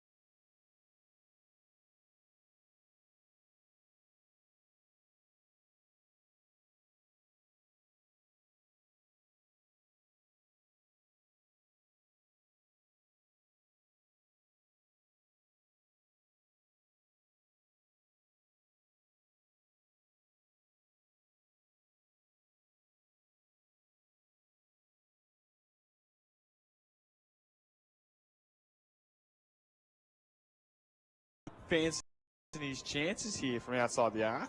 That was clever because I think that lockdown sign means that Sunbury have a spare defender. They've got now two players behind the ball. North Ballarat, if I just bomb it in, we can't score. So I've got to lower the eyes and use someone at the top of the 50-metre arc. So Collins from outside 50. Thumps a long ball. Long and strong. And how about your first goal for the club? pops it through. North Ballarat get the instant response. 10 goals, 666 on the Metro scoreboard. Sunbury's 4-125. They just have all the answers at the moment, North Ballarat. They're doing well at the stoppages. They're organised at half-back. And their ball movement has just been better than Sunbury, going inside 50, where they've lowered their eyes and looked for marking targets as opposed to bombing to one-on-one contests all the time. Around the grounds for Go Vita Ballarat, your local health store, Melton 7648, Darley 2820, Lake Wendouree 1410, Trail Sebastopol 131088, and over at City Oval, Redan 5636, Trail Ballarat 5838. Play back underway in the middle. Good smother out of the clearance from Carey for North Ballarat. Came the direction of Quinlan, who gave it back to Elliot Lamb for North Ballarat. Kicks inside 50, Lockett. Clever use of his arms and body. Just pushed the Sunbury opponent to the side and mark. Then came inboard and finds Josh Morris, who will mark about 40 metres from goal. Jake Egan for Sunbury just looks... his body language is pretty poor. He just looks so frustrated. He was the one that came out of that stoppage for Sunbury, handballed it forward and turned it over. He just can't get anything going. Neither can the whole Sunbury team, to be honest. The pressure from North Ballarat has been brilliant. 16 about to come 17 scoring shots to 5 in this matchup. It's one-way traffic in favour of the home side, North Ballarat. And Morris will shoot from 45 metres out. Right foot kicks on its way. This is not a problem, and neither is the accuracy. 11 goals, 6, 72. That is North Ballarat on the Metro scoreboard. Sunbury 4-125. 8 goals for the quarter now, Brad, for North Ballarat. 8 goals to 1. It's what can Matt White do to kind of at least stem the tide between now and half time? Well, that's right. He's gone to his lockdown method. As we look up now, Sunbury are keeping a spare defender at that end of the ground. So they're trying to stop the North Ballarat movement. There is no 6-6-6, so they can keep one back. But they also just need to try and slow the game down with the way they move the ball. Back on the way here at Mars Stadium. One down the ruck there by Collins. But Sunbury will get the clearance as Powell will send it wide in the direction there of Walker. Was he held with that? Umpire said no. Carey sends it wide towards Lamb. Off the quick for North Ballarat. Full Candy says see you later. Goes to that, what's becoming his preferred left side. Henderson forward is punched away by the Sunbury defence. Muir will go back off to Miller. Tried to draw the hand pass. Wobbly one got to a teammate. As there's an opportunity here for Sunbury to thump it inside 50 through Pearce, but couldn't find a target. North Ballarat with their own spares behind the footy. Will take the intercept mark deep into the second term here. So Bowman kicks out onto the wings. Boyle came from Sunbury, and it looks like it's going to be a throw-in. Creswick Road side of the ground. Brad, there can't be much time left in this quarter. No, that's right. And I think Sunbury they need to make sure that North Ballarat don't score again. But North Ballarat just so good on that half-back line, marking the ball each time it comes in. So Muir up against Collins. Good to see Muir back in the ruck. There was some question marks over him early in the quarter. Copped nasty kind of groinish injury as Morris picks up from North Ballarat. Kicks inboard to Quinlan. Back to Bromley Lynch. Long inside 50. Kickers off target. Granger Barras leads in the race. It is met very heavily on the boundary line. There'll be a little bit of push and shove. Granger Barras not happy with that treatment, nor would you be. Players come in to remonstrate here. The umpire says, I'm going to pay a hold in the man for a kick, and it's going to go the way of Sunbury skipper Lever against Granger Barras. Yeah, Granger Barras went over and put Lever down after being put down by him earlier. And it probably was a late hit. He just stepped out of bounds. So Lever didn't slow down and made sure that Granger Barras ended up on his backside. Lever high ball to the outside. It's going to be cut off by North Ballarat, though. Don't say that too often as... Penny again. Yeah, he's been super. He's a smoky contender for that Sporting Globe player today, the way he's had his opening half. Well, he's been marking the ball as well as kicking it well inside 50 and setting up goals. That's what he looks to do again. Just takes up the key in the direction of Lockett. He slides into the pocket, takes a wonderful grab. They actually look very similar to Glover as well down there, those both halfbacks. So after the siren, it'll be Lockett tucked up against the boundary line to make it a 12-goal opening half of footy for North Ballarat. Tough kick, but the new rules can take a couple steps as long as he stays on his I don't know line. whether that umpire's got that right. He's supposed to stand almost parallel to the mark, but he seems to have gone back out towards the boundary. You know, that should be play on. It's going to be a long snap. Well, he's able to walk around, snap around the body, and hit the post. So, unable to get it between the big sticks for a goal. A minor score to finish the opening half, which was all North Ballarat. 11 goals, 7, 73 on the Metro scoreboard. They lead at half-time. Sunbury's 4-1 at 25. Here at Marseille, we're going to take a break. Thanks to our number one ticket holder, D2E Jim. You're listening to 3BA Footy.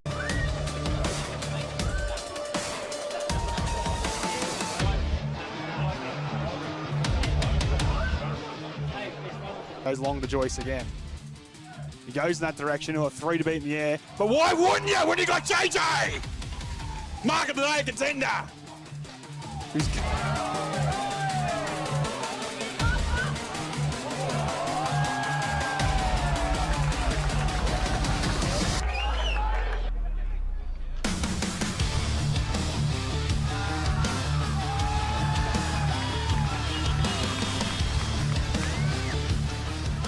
Tanner, he's read it well today, and he has a party. Allowed some space there for his brother Adam to kick it across the body. What a finish! We've had 3 goal of the day contenders in the opening quarter and a bit.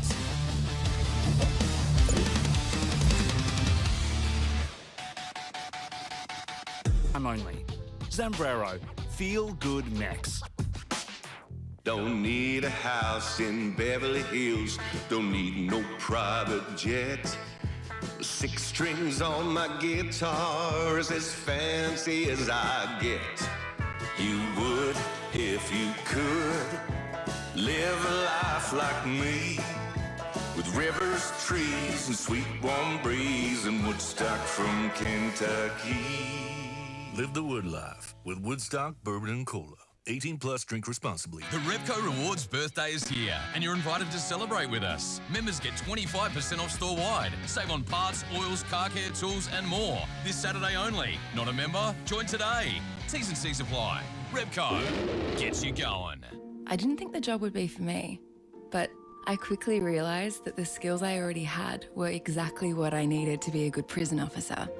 I got to apply my communication skills, be a positive role model, and work with supportive teammates. If you want a rewarding and secure career, apply to become a prison officer and receive an $8,000 sign-on bonus. Search Corrections Victoria Careers. Conditions apply. Authorised by the Victorian Government, 1 Treasury Place, Melbourne. Celebrate Mother's Day in style at the Ballarat Turf Club Sunday, May 10. Enjoy a full day 8-race program plus a family-friendly atmosphere trackside. Treat mum to a special luncheon in the terrace dining room with a 2-course gourmet meal and a complimentary glass of bubbles on arrival. Every mum receives a rose plus goes into the draw for a beautiful Mother's Day hamper. Kids' meals and activities available. Book now at ballaratturfclub.com.au. Gamble responsibly. At Ingenia Lifestyle Parkside Lucas, you'll meet early morning walk people, coffee, outdoorsy and dip in the pool people, and even late evening get-together people who just so happen to be married to those early morning walk people. Resort-style living designed for over 55s with low-maintenance homes now selling.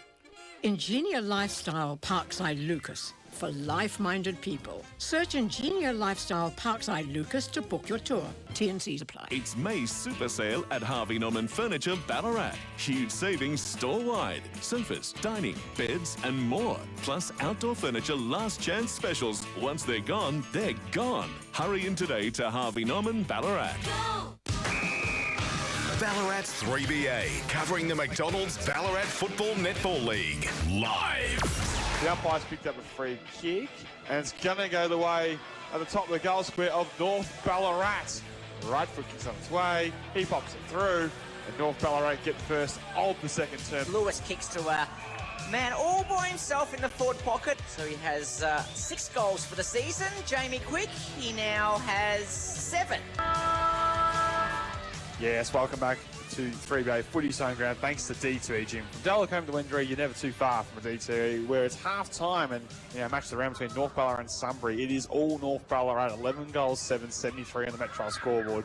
They lead Sunbury 4-1-25. We're going to go thanks to our man Brad McGowan, thanks to One Life Insurance, for an update on the stats in the opening half of footy. Yeah, well, we came into the game worried about Sunbury's ability to get the ball inside 50 and score. In the first quarter, they had the breeze, and it wasn't as evident. They were able to get it in. They just didn't score quite as much, but they're only down by a goal at quarter time.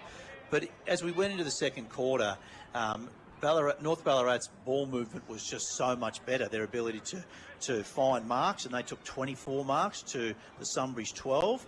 And their also ability, just as a result of those marks and their ball movement, North Ballarat could get the ball inside 50 22 times to Sunbury's 7. And with Sunbury, they just were finding it hard to get marks. They were finding it hard to move the ball with any fluency. There was a couple of times where they had chains of handballs and got through, but generally the ball was actually cut off by North Ballarat as they tried to move the ball, Sunbury, and it was often in really dangerous places, and that ended up being about 6 of North Ballarat's goals that quarter was just through turnovers by Sunbury. So, the other stats reasonably close. North Ballarat did get on top a little bit with the hit-outs as well, although the wind is affecting the stoppages because as the ball gets thrown up, it gets taken towards the end that North Ballarat were going to, and that means that then the hit is a bit easier, and the whole pack seems to sort of move towards that, or the direction the wind is going, which is to the city end here.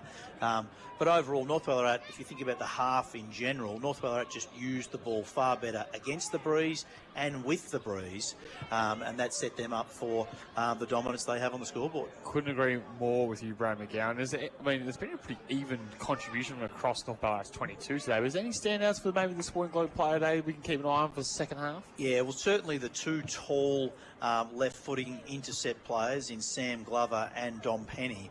I've loved both of their games. They've been able to mark the ball at half-back and then turn it into offence. Dom Penny's probably got that little bit higher at times and able to kick the ball inside 50, so he's been really good. Another guy that's played a bit of half-back and a bit on ball is Josh Morris. He's used the ball wonderfully well. And Denver Granger Barash keeps providing that target up forward for the North Ballarat side. He's got a couple of goals. He's also brought the ball to ground at times. I've liked Taj Bowman's game too off half-back for North. He's been really good in terms of just that setting up and intercept. Yes, yeah, and his ability to use the ball. He's been the one that sort of, once the ball gets to the middle of the ground, he's the one trying to then kick the ball into the centre as opposed to keeping it on the wing. So, yeah, he's certainly played well. Pretty much that whole North Ballarat backline has been the dominant area of the ground. Has the scoreboard got too far at hand here for Matt White to salvage this game, Brad McGowan? With so many players down for Sunbury at their usual 22, is the game all but dusted on the scoreboard, and what can he be trying to rally the troops in the change rooms now to do in the second half to, I guess, make amends either on the scoreboard, at least in their game style for the rest of the game?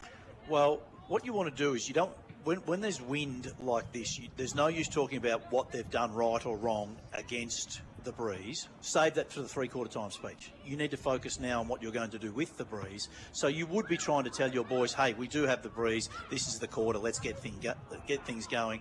North Ballarat were able to kick 9 with it. Can we get more than the 3 they got? So I think they would be trying to learn from what they did in the first quarter, which is they got plenty of the ball inside 50. They just kicked it to North Ballarat too often. So I'd be making sure that they've got even numbers ahead of the footy and trying to lower their eyes and find players on the lead around the edge of 50 as opposed to bombing it long all the time, because that didn't necessarily work for them in that first quarter. Just quickly recapping the goal kickers from that first half. So Denver Granger Barras and Jamie Quick each have 2 for North Ballarat and 1 apiece to Sam Arts, Josh Morris, Declan McGuigan, Will Quinlan, Henry Shea, Seb Collins and Brock Leonard. And for Sunbury, they're all individual goal kickers. Harry Power has 1, Jake Egan has 1, Jack Newitt has 1, and Liam Spiteri has 1. Going to head round the grounds for Go Vita Ballarat, your local health store. You got some scores for us, Sammy? Yeah, the Ballarat Footy League, of course. There was a game, you've noticed, our listeners, that East Point and Bacchus Marsh not playing this week because their game was brought forward to Good Friday, and we all remember that one here in 3BA when Bacchus Marsh were too good for them. Melton's 7 goals, 648 lead Darley, 2 goals, 820. Sebastopol 13-10-88 to Lakeland Reese 1-4-10, and it's a tight one as the CDO with Redan trailing 5-6-36 to Ballarat's 5-8-38. Just checking Central Highland scores before I come to you for an AFL update, Brad. Warborough 8, trail Dunstown 59. Hepburn 41, trail Newland 64. Bungaree 10-point leaders over Rokewood. Gordon trailing Skipton by 5 goals, so 54-24 at Gordon Recreation Reserve. Don't have any scores from the Buninyong Springbank game at this point in time. Carnum, you'll be pleased to hear, Youngie 46 leading Creswick 25. Learmonth and Clunes, we don't have any scores, and then Balan and Beaufort. Balan in a bit of an upset, actually. 56 leading Beaufort 30. What can you tell us down in the AFL, Brad? Just before we go to that, Skipton got some players back because they... Well, Matt Johnson's playing for them today, so... Right, that's his first game. First game for Skipton. The reigning former, premiers. the former Ballarat Football Netball League champion, could you call him, Youngie? Two-time premiership player, Henderson medalist. So Been up in Darwin. Yes. And come back to play his first game. Yes. Yeah, righto. Okay, one game completed in the AFL. The Brisbane Lions have won by 64 points, 22-11, 143 over Essendon, 11-13, 79. And we're waiting for the big clash between the Kangaroos and the Cats a bit later on. Who do you like in that game, Brad? Oh, the Kangaroos. And I don't like you. No, it would be a good one. North Ballarat playing some pretty good footy in season 2026 under Alistair Clarkson. And if Geelong play like that last week, they play like that this week, they had no chance. They were awful. We're going to take a break here at Mars Stadium. Thanks to our number one ticket holder, D2 Jim. You're listening to 3BA, Footy's Home Ground. Think good news doesn't happen on a Tuesday? Well, think again. 3BA's Big Show, together with APCO, is giving you the chance to score a $150 fuel top-up card. So, how do you score a free fuel voucher? Simple. Head to 3ba.com.au. Click the link and tell us why you'd like to win, and then wait for the call from PT. Top Up Tuesday, thanks to Metro Tune Mobile LPG Repairs and the station lending a helping hand to get Ballarat moving. 3BA FM 102.3. Zambrero is turning up the feel-good with the Nourish Plus range. Fresh kale slaw, house-made guac, sesame crunch and tangy pickled onions. Layered with flavour and balance in every bite. For a limited time only. Zambrero. Feel good next. Now at Harvey Norman, 10% off selected AEG kitchen appliances plus 10-year manufacturer's warranty. That's right, upgrade to premium AEG kitchen appliances and save. 10% off selected AEG ovens and cooktops plus 10-year warranty. 10% off selected AEG range hoods and dishwashers and 10-year warranty. Experience the premium German-designed AEG range with this amazing offer in-store and online. 10% off selected AEG kitchen appliances plus 10-year manufacturer's warranty at Harvey Norman now. Conditions apply. Welcome to Glenn's Bait and Tackle. What are you after? Well, I'm chasing some big game. A ute, boat, camper The trailer. Great Northern Greatest Catch is back, with thousands of prizes to be won, plus a BCF voucher in every marked case. You're gonna need a bigger net. T's and C's apply. 18 plus. Drink responsibly. Audio. It's more powerful than you think. What you hear can take you far from here. It can move you to dance, to run, to tears. It's all in your ears. For advertising with the power to connect with customers in your area, start with commercial radio and audio, where brands are heard. CRA.au. Do you look just like your mum? Or know someone who's basically their mum's twin? This Mother's Day, 3BA is on the hunt for those undeniable genes, those mini-me's. Upload a photo of you and your mum for your chance to win big. A Fernwood 12-month reformer and infrared sauna membership valued at $3,000. Plus a $200 spa voucher and $200 to spend on beautiful flowers thanks to STEM's Flower Market. Make Mum's Day extra special. Order now at stemsflowermarket.com.au. So if you're your mum's mini-me, upload your photo now at 3ba.com.au for your chance to win. Globally and locally, events continue to put pressure on the ties that hold diverse societies together. Social cohesion isn't something that just happens. It's built and strengthened by the community. Learn more at the May Commerce Ballarat BizNet Breakfast. Hear from Farid Abdul Hamid from the Ballarat Regional Multicultural Council. Tuesday, May 5 from 7 a.m. at Oscars Hotel. Get your tickets at commerceballarat.com.au. Proudly supported by 3BA. This May, Spotlight is again partnering with Starlight Children's Foundation to bring happiness and joy to sick kids. 100% of donations will go directly to Starlight to support sick kids and their families. Please donate online or in store at Spotlight. Now Now it's back to McDonald's BFNL action. Thanks to our #1 ticket holder, D2E Gym. From Delacombe to Wendouree, you're never too far from a D2E. This is 3BA football.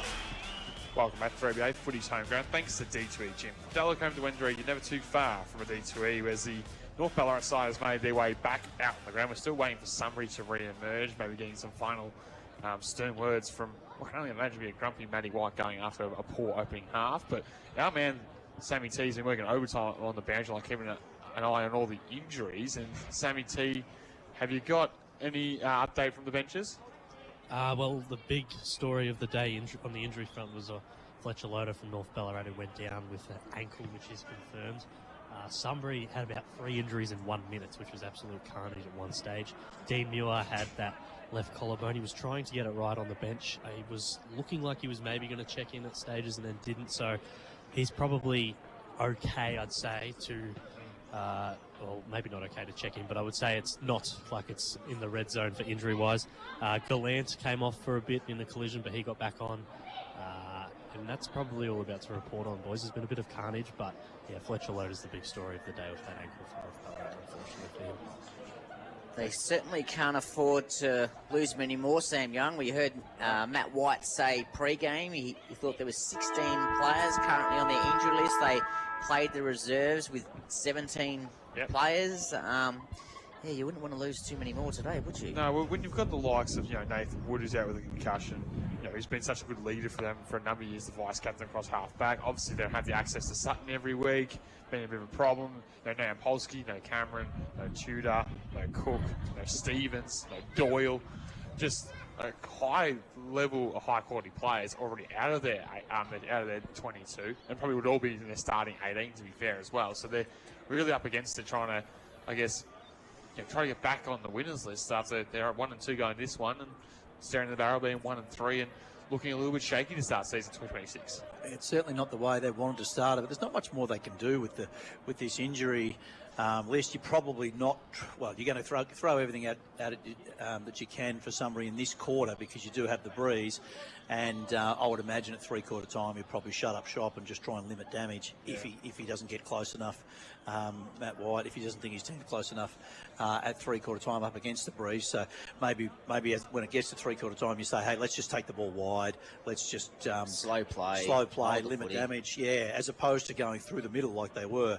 That's probably not going to work for them. And you're really just thinking, right, how can I make my team feel more confident about the game next week as opposed to this week? We know Sebas actually play Sunbury next week, so that's another big game for them. We're still only at half time, and we've got the breeze, so we'll go out in this quarter, throw everything at it, and see what we can do, and then we'll reassess at three-quarter time to make a decision about how we finish off. And it will be very interesting to watch, if you've only just joined us, at half-time the score here at Mars Stadium is North Ballarat 11-7-73, Sunbury 4-1-25 on the Metro scoreboard. We noticed during the call that Sunbury are using the large cards that you see the AFL teams use on the bench, and so far, in a half of footy, we've seen 2 different symbols, one being a lock, and quite clearly that is lock down, slow to play down. We've also seen a lightning symbol, Brad, which you thought meant keep playing on quickly. Yes, play on quickly, more handball. That's what they seem to be doing, run from behind handball. And the lock, as you said, was locked down, but it also meant that a half forward for them went round and stood at half back. So it was put an extra player back in defence and then probably just slow the game down, make it as hard for the opposition to score as possible. I wonder if there's any others. that Matt White's got up his sleeve, or he'll just use those 2 today. Yeah, that is go and stop, essentially. Yeah, that's right. And they're the 2 most obvious sort of modes that teams have, and it's really it's interesting to see that teams are trying to do that these days. They're trying to have a mode where you can be more aggressive and score, and generally that means through more handball and movement through the middle, and then slow down, limit damage against, which generally means take it wider, kick and mark more, and maybe structurally bring an extra defender in to help you out down there. seen so many of the AL teams use those cards, and the death of the runner. Well, yes. The interesting thing is, these ones, we could work out what they were. Yes. Like in the AFL, you see a noodle box and things like that, and that's a little bit harder to work out what they are. It doesn't look Bizarre, like, isn't it? Yeah, Sunbury aren't trying to hide it. No, I think most people would see a lock and know, they're trying to slow down. Yes. And lightning means go faster.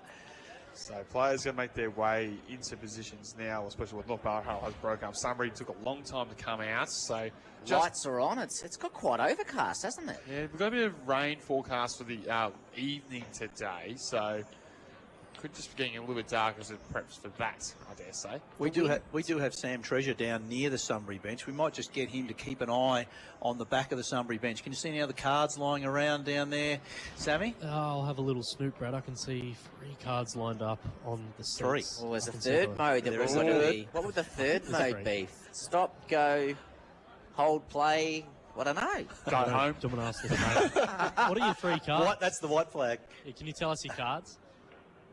No, they don't Sam- want to tell us. Sam Treasure's asking the Thought I'd cards. cover up. He's got Clint Proctor standing right beside him. He wants to know what the 3 cards mean too.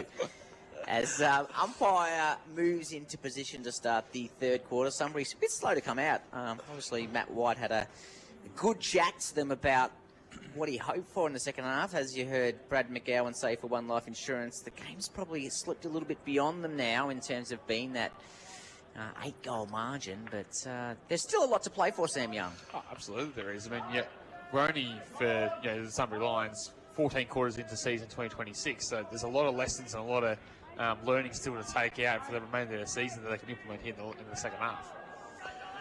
Yeah, someone just need to try and win the ball out of the stoppage and get it inside 50 and keep it in there. We'll get the second half underway here at Mars Stadium. One end by Muir on the ruck, Egan on the fly. Hand passes back, finds Gallant. Right foot kick towards the outer sides. In the direction of a teammate there in Clark, who was unable to gather. North Ballarat will come away with it. Morris, bit of foot candy, gets away from the whoopee tackler. Goes up to Leonard, goes back to a teammate Quigg.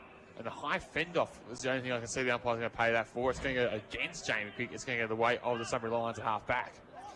It's going to be, I think, a Lever who takes that free kick. Good call, Sam Young. It was a high fend off after he was tackled that caused the turnover as he comes wide to a teammate in Pearce.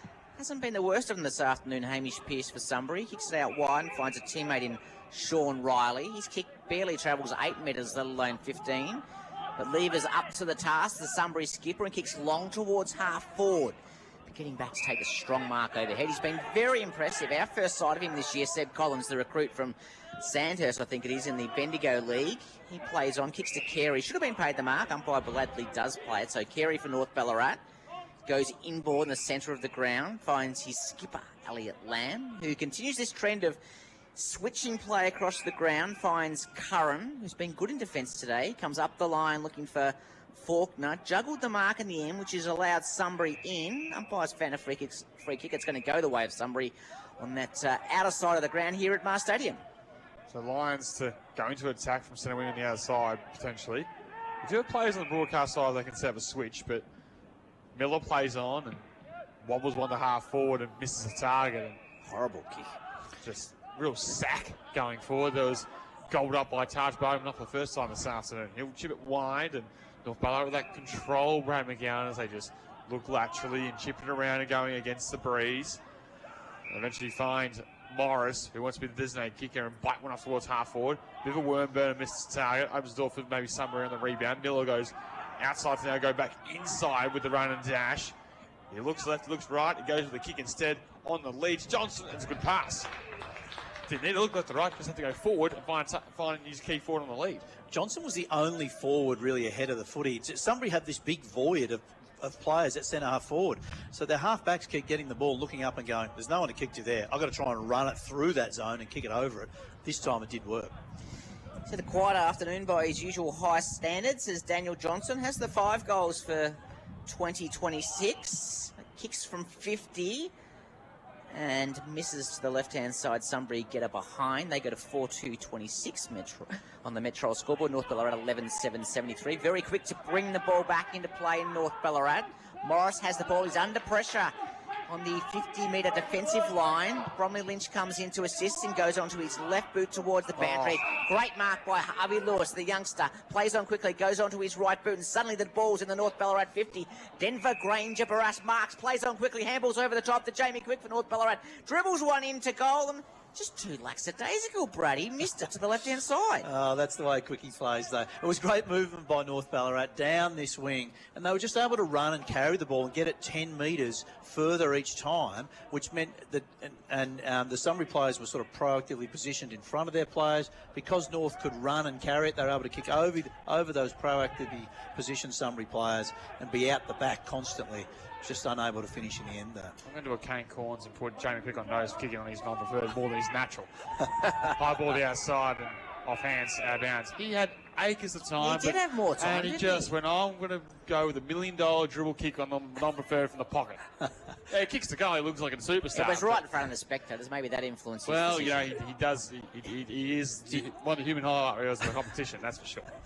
I'm not sure he'd listen if you sent the message out. Absolutely not. Muir won the knockdown. No one touches it and it goes out of bounds. Gains maybe 5 metres or so with the fist. We'll go again with a boundary throw and run in front of the North Ballarat coaches box here on the broadcast side of Mars Stadium. I can confirm for Sunbury that Dean Muir has the vest on, so we won't see him for the rest of the day. Back on the way here, so Sunbury down one on the bench as well officially. Leonard maybe held without it. Umpire wave plan. He retreats back to Shea. Oh, foot candy was good. Then the kick of the instep was poor, and that's out of bounds for a lasso. And a free kick the other way of the Sunbury Lions. So it will be Sunbury and Gallant from the half-back line. He comes inward and finds his skipper in Tyson Lever. He's around 45 metres from the North Ballarat goal, and as has been the custom today, he kicks across goal and finds a teammate out there in Hamish Pearce. He plays on quickly, and Sunbury looking to move the ball quickly as Ryan marks in the back line of the centre square. So Sunbury with the football. They're on the Creswick Road side of the ground. Ryan's kick comes to Lever, who's pushed up to take a mark. Really slow ball movement, much to the frustration of our special comments man, Brad McGowan. In the end, no movement at Lever just elects to kick long, very strong mark taken over the head by Jake Egan. He juggled it, and the umpire said, no, you've had enough of it to pay the mark. He plays on with a handball onto Clark. Clark from outside 50, shot at goal. Will miss. Just snuck in for a behind in the end. Sunbury go to 4-3-27. North Ballarat 11-6-74 on the Metro scoreboard. It's just not enough movement at centre half forward. So when the half-backs look up for Sunbury, they're just like, where do I kick this? Because everyone's standing still. They need to get some leading lanes and some movement to try and have someone naturally draw the footy. There just doesn't seem to be any leadership in that area to draw the footy. Eventually it was Jake Egan, their inside midfielder, that went, okay, everyone out of the way. I'll put my hand up and call for the ball. Again, some individual brilliance is required for them to create any form of scoring opportunity. Yeah. So, with Glover, bring it back underway here for North Ballarat. Left foot kick out towards the broadcast side. Collins got a bit 3. Did well to bring it to ground, and Arts was waiting for the crumbs. 1-2 with Carey goes Sam Arts for North Ballarat. High ball down the line. Lockett against Gallant. Bullets to turf, coming through his heels. Was he collected high? Umpire said no. Taken by Bromley Lynch. Holds things up on Jake Egan. We'll go blow up on the broadcast side. Interesting pre-game. Matt White said that he thought, sorry, not Matt White, Simon McCartan, that Collins was like another midfielder after the ruck contest. And we've seen that today, haven't we? Yeah, it is really good, isn't it? The second effort's so important for a ruck. Shea on debut. Right foot kick towards half forward. Needs to be touched, and the ends off the boot. It's actually out the full. It should have been. Granger against Granger Barras, and it'll be a free kick away Sunbury, but a little conference from the umpires is coming here, asking if it came off hands, if it came off boot. No, I reckon you were right the first time. I thought that was on the full. Yeah. That was the old-fashioned. That could have been lasso or out in the full. Yeah. And it's ended up being a throw-in. So it's a guessing game here at Mars Stadium. We'll get a ball in the half-forward flank for North Ballarat. Ball comes back into play. Johnson did the ruck work for Sunbury. Came back to Lamb for North Ballarat. Handball. Just went into open space. Quick very cleverly knocked it over his head. Came back to Shea. Kick long towards the goal square for North Ballarat. It was probably touched off the boot, was it? It was. The umpire said he will ball the ball up. The Sunbury player actually thought he'd marked it, but not to know that it was touched off the boot. And it'll be a ball up. Now, quickly down to Sand Treasure. It looks like, is it Elliot Lamb who's coming off the ground under some duress? Yes, I think, it is, Rog. Yes, I didn't see the contest, but he does look in pain. Leonard, left foot kick around the body, goes towards the full forward position. Granger Barras will lead the race, but bounces in front of him. Riley's then has to stand underneath and get caught in the Granger Barras tackle. Maybe, hopefully for North Ballarat side of things, their captain is just winded. Yeah, that's what it looks like, boys. Just gently sucking in the big ones and trying to get back out there to return. Played 8 minutes in his third term. No goals kicked to start the second half. Rifled around the body, was skinny, and in the end, Shea kicks a minus score. As North Ballarat moved to 11 goals at 9.75 on the Metro scoreboard to Sunbury's 4-3-27. So North Ballarat on top really all over the ground. I know Sunbury have got the breeze, and the breeze does look to have dropped a bit, by the way. But North Ballarat on top around the stoppages. They're the ones that are getting the ball inside their forward 50 despite going up against the breeze. So it looks like we might have lost footy here too. That one went on the roof. And just quickly while we're doing that, Brad, I'll go around the grounds to for Go Vito Ballarat, your local health store. So Melton 9.660, Darley 4.12.36. Lake Wendouree 2.5.17, trailing Sebas 17.11, 113. And the other game today is a close one. So Redan 7.648, Ballarat 6.10.46. Short ball will find its way for Sunbury to Pierce. We'll go back to Lever with a scrubby hand pass, but all ends well as he finds his target in Intensinello. Left foot kick over the top was nice and marked by Spiteri. He'll go inboard and a chant with a few short passes here to Sunbury and gain some territory. Now they retreat back to Pierce with a poor pass. Good enough to get away from Quick was Hamish Pierce. Back to Spiteri. He looks to access the corridor, overcooks it. Now the ball's in dispute. Junior ground level for Leonard. Strong. Came through like a wrecking ball and split the pack, and in the end it's created a stoppage, which is what we'll get in the middle of the Mars Stadium. So it'll be a ball up in the centre of the ground. Johnson won the hit out. Didn't go to advantage though. Young Tom Palmer went in for North Ballarat to pick the ball up. Brad, it's really slowed down a little bit, stoppage after stoppage at the moment. Yeah, and even though like the ruck taps, one ruckman keeps winning it cleanly, but it doesn't seem to go to advantage very often at the moment. So both teams, yeah, fairly scrappy around the stoppage. Could have been a free kick for a block to Sunbury. Umpire said play on. Ball came out in the direction of Spiteri, kicked long into the forward line. Ball went to ground. Glover quick enough for North Ballarat to get back. Gives it to Morris for North Ballarat onto Curran. Goes onto the right boot, long outside 50 and finds Arts right on defensive 50 for North Ballarat. Crescent Road side of the ground. The standard and difference in ball use is outstanding this afternoon. As North Ballarat continue to find targets as Arts went short and they go down the line to the Roosters, and the mark is taken by Quinlan. Defensive side centre wing, draws the man with a hand pass. Opportunity for Carey to go for a run with one bounce. And he'll thump it inside forward 50 towards Granger Barras. It won't get there. McGuigan fills the lane in front and in the end takes the mark. That was just a training drill. It was well done by North Ballarat, and you've talked about it. It's that second year of embedding this game style for North Ballarat, this ball movement, spacing, leading lanes. It's all there. It's the stuff they would train over and over again. And it just looks beautiful at the moment. It's the shape going forward. It's like Granger Barras playing that old traditional full forward and stretching and lengthening this ground even further. And just making North Ballarat so dangerous every single time they transition from half-back towards the full forward position. McGuigan, the beneficiary this time with the mark. Can he kick the first goal of the second half? Right for kick will be on its way. Go right to the line. Won't have the distance. It's off hands and alive. And boots the ball. Your man, Jamie Quick. It's there. There he is. There's a slight conference, but a goal has been given. And North Ballarat get through quick to start the second half. They're 12th. So Quick just read the play well. He is that third tall sort of player, so can come up high and then go back in with the flight of the ball because of that constant movement. He's a really hard player to play on. Gets to the drop and is able to kick the goal from the goal square. He's a clever player. He has 3 for the afternoon, does Jamie Quick, the ultimate opportunist. Kicks the ones he probably shouldn't and misses the ones he probably should, would be a good way to describe Jamie, but he's kicked 3 more goals than me this afternoon. I shouldn't be so critical. Right foot then. Makes the hard look easy and the easy look hard. It's not preferred right foot. Exactly. Play back underway in the middle. Newitt couldn't pick up the ball and Morris was able to go back in for North Ballarat and do so, but he was tackled straight away. So umpire Jones comes in and says, we will repeat what we just did, throw the ball in the air. Jolly doing the ruck for North Ballarat at the moment. Jumped high. Johnson won it.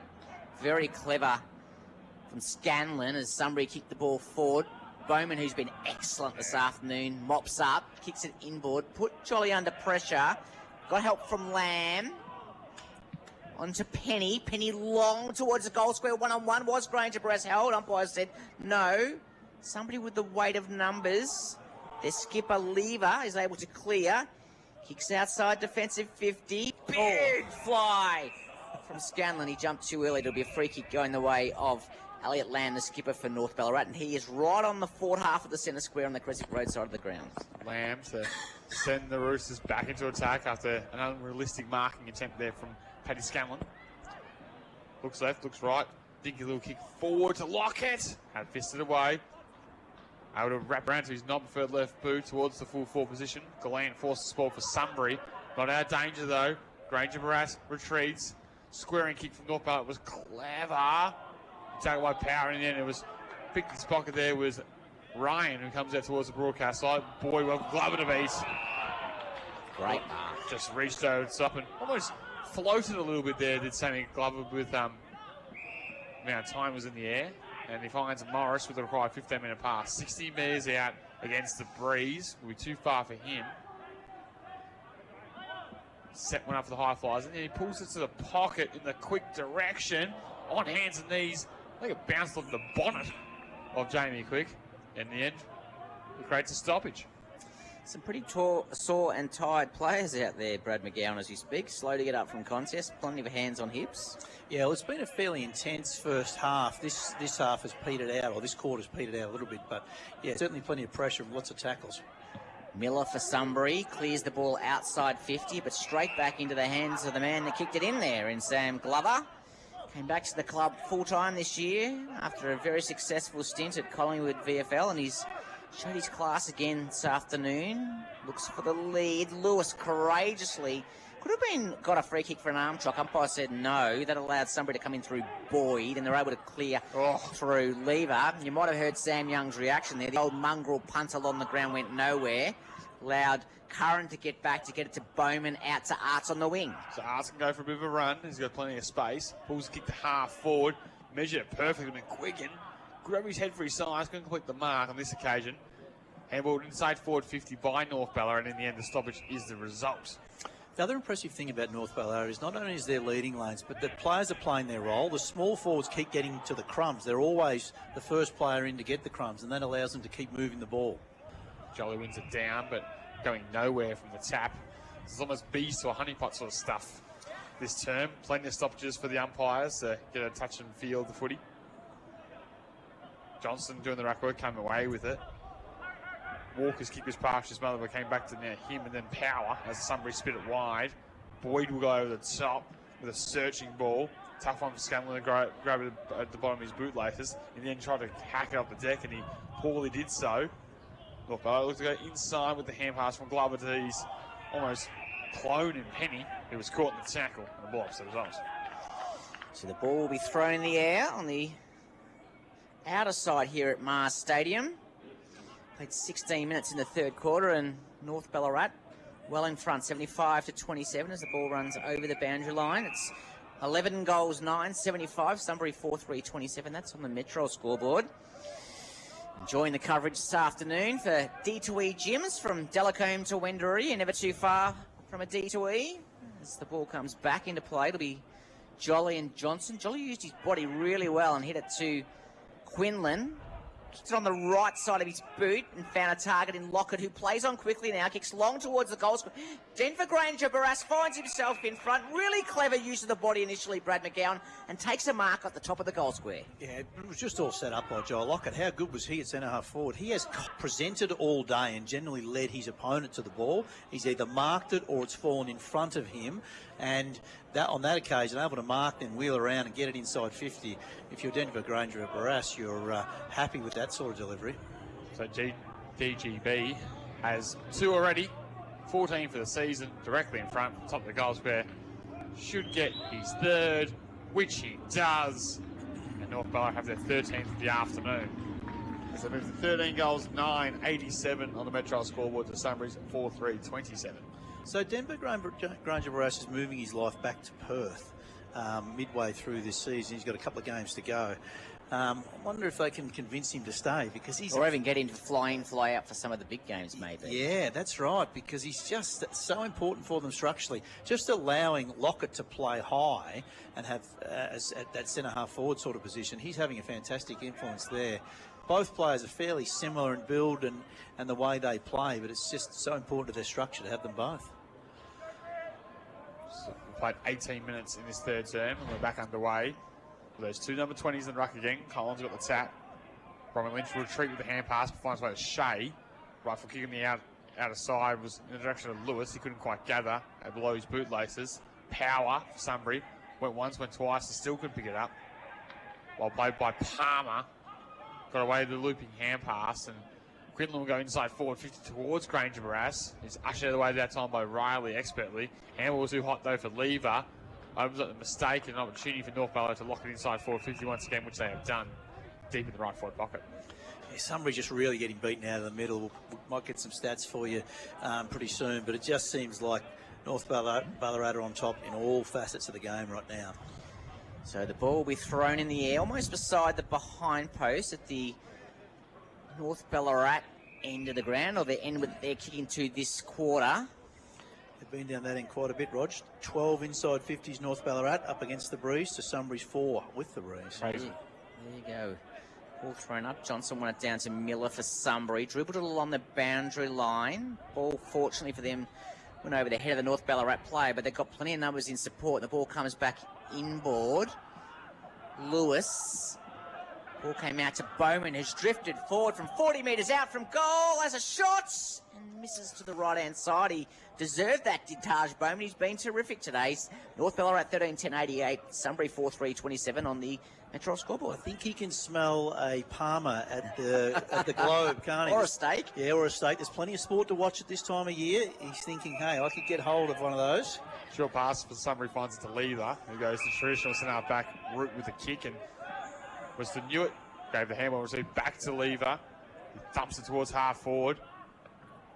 Curran did well from behind the spoil against Johnston, and then the wave of numbers again all suit North Ballarat. It seems like they've got extra players out there. They've just got men everywhere as they go towards the corridor. Mark's taken there by Morris. Good call, Youngie. That's exactly what it looks like. Well, I must admit, when you look out there, Sunbury aren't manning up in the midfield, are they? They're not playing on a player. It looks like they've got a zone that's not working, by the way. They should just get a man. Morris goes down the middle, fisted away from Collins. Numbers now with Sunbury at the drop of the ball. Lever, look away hand pass to Muir, to Scanlon, back to Lever, who retreats with his hand pass off to a teammate. And they have Bramble out here on the broadcast so they can find the space. He takes the mark. He's corralled on the mark initially. Chips it to full forward, good pass. Johnson takes the grab. Just perfectly weighted onto his lead. And he have a shot and goal. Yeah, that was better by Sunbury, wasn't it? They were able to cause a turnover, then just used the ball cleverly. Didn't rush and bomb it in. Took their time. And Johnson's been a good target for them. He's just generally been at full forward, so he's been sort of 70 metres from the ball all the time. When they can finally get through that centre-half forward range and find Johnson, he's been pretty effective. So Johnson starts his approach from 40 metres out. Right behind this kick with the best seats in the house, thanks to our good friends at D2E Gyms. But in the end, he's stuck it out to the left and hasn't come back for a minor score. Yeah, sorry, when I say effective, he's been able to mark the ball. I'm not sure he's been able to kick as accurately as he would have liked today. And when you're talking 4 entries or 5 entries for the quarter, it's not exactly good service, is it? So he's trying to take advantage of the opportunity, just can't kick straight as the ball comes back in from full-back and finds young Shea. Done some good things this afternoon, young Henry Shea, the boy from the Ararat Rats. He comes very short and finds Penny, who's been excellent. Plays on the left boot, comes up the line in front of us. Finds Lockett. Lockett inboard. All of a sudden, Leonard's by himself. Handball onto young Tom Palmer. Tom Palmer goes inside 50 for North Ballarat. Quinlan's by himself, but the kick fell short, and Sunbury able to get the numbers back through Hamish Pearce. And I reckon he's been one of the better players for Sunbury this afternoon, young Hamish Pearce. He's done a couple of nice things. He comes inboard and finds Bramble, his first game back in 12 months after an ACL. Gets it on to Walker. Sunbury coming through the middle of the ground now. Kicks in the direction of Murphy. Boyd goes over his head, and Taj Bowman has been a superstar. He cleans up. Gets it for North Ballarat over to Carey. Comes over to Reggie Palmer's marked out in the wing for North Ballarat. Back to Bowman, back to Carey as they all connect via a chain hand pass, and North Ballarat got a half forward now with a searching ball. Land's going to be tough. And a direct opponent running the other way, and Sunbury come away with it. Short pass, finds a target in power. He'll look to access the corridor, but he's picked at the one North Ballarat player in the middle of all three of them in Arts. He goes around the body and finds a target inside 450 in Quinlan. Wants to go quickly, sends it into the pocket, and Lockett takes the grab. Could have raffled that. Yeah, Sam Arts' kick was a bit lucky. He didn't really look. He just turned and banged it on the boot. It happened to fall in nicely. And Lockett's got it again for North Ballarat. He's been sensational at centre half forward. He's really making this whole connection between back line, midfield and forward line work so well. And working hard. Like, he had the ball up on the wing here for a kick up the line before, and now down beside the behind post. Looks like he's shaving up to go left foot around the body. Tucks up in the right forward pocket. But 30 metres out. That's what he does. Left foot snap is across the face, and in the end, somehow stay in the field of play, and the mark's been taken by Boyd. Remarkably. So no score registered to North Ballarat from that shot on goal from I think it's actually Pearce that's got it again. He's taken a couple of nice grabs down there today. It is Pearce. You are right. High ball down the line. Eels unable to impact the contest. Arts outside the boot. Bootlaces are quick. Couldn't quite gather. Palmer. The same for North Ballarat. I'll get another stoppage inside forward 50 with another entry. We've gone 24 minutes in this third term, and it's just rinse and repeat. All North Ballarat here at Mars Stadium. Yeah, they're just set up so well now. They've got numbers set up, a wall behind the ball, and their forwards are getting on the move through the stoppage and looking dangerous. Ball thrown in the air. Sunbury through power, able to clear. Egan got in front for Sunbury. Handball to Scanlon, dropped it. Carey mops up for North Ballarat to Bromley Lynch. To Curran outside 50 into 50. Now looking for Granger Barras. Dropped it. Ball went to Gran. Granger Barras drops the ball that he probably should have taken. Handball's over the direction of his skipper in Leonard. Tries to put ball to boot, and the umpire will come in and ball it up.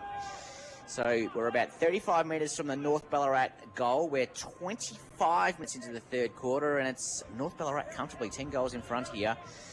The D2E Gems from Delacombe to Wendouree, never too far from a D2E. Hit out one by Jolly for North Ballarat, down to Leonard. Handball came on the outside to Reggie Palmer, went onto his right boot, well smothered off the boot by Lever, and the ball trickles out of bounds around 35 metres from the North Ballarat goal.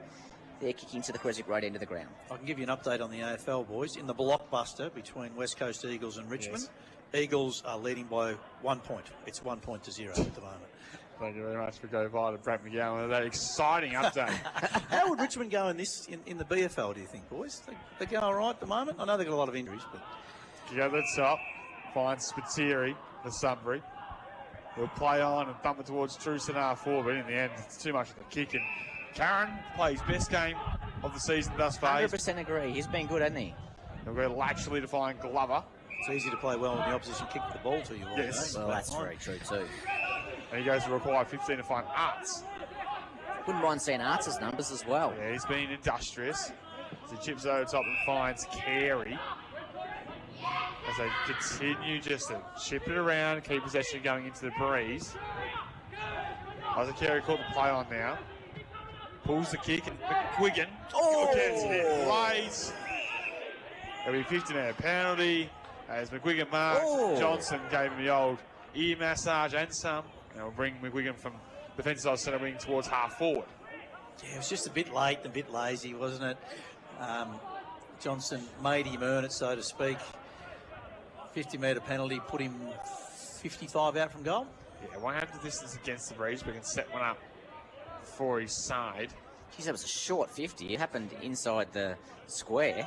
Handball off the Lamb, who go into the pocket.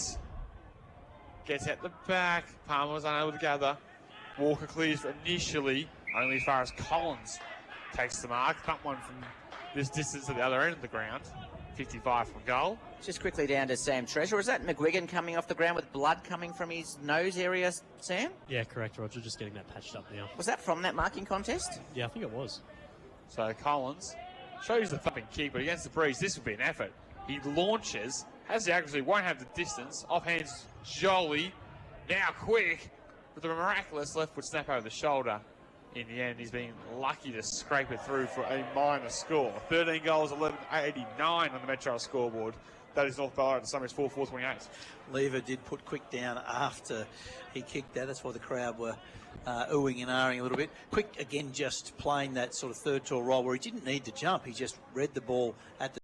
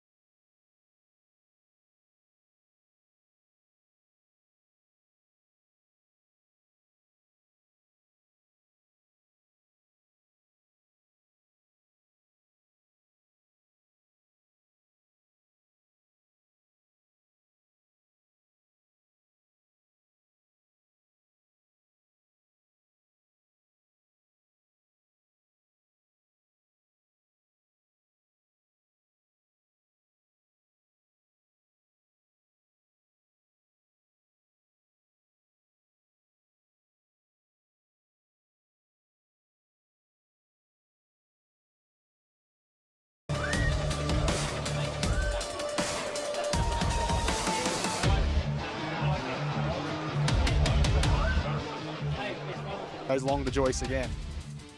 He goes in that direction, or 3 to beat in the air. But why wouldn't you when you got JJ? Mark of the day contender.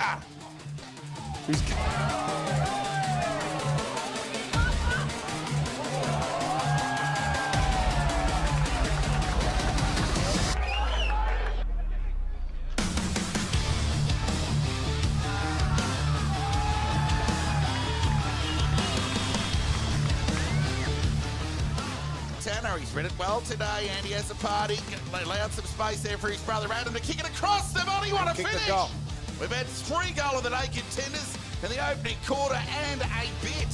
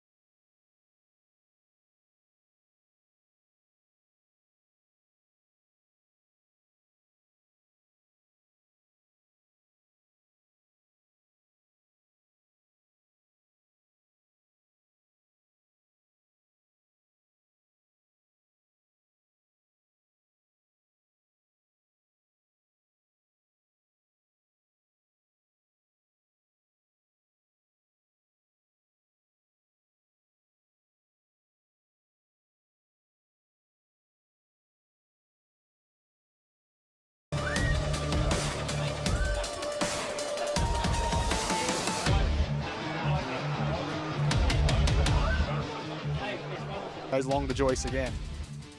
He goes in that direction. He'll have 3 to beat in the air. But why wouldn't you when you got JJ? Mark of the day contender.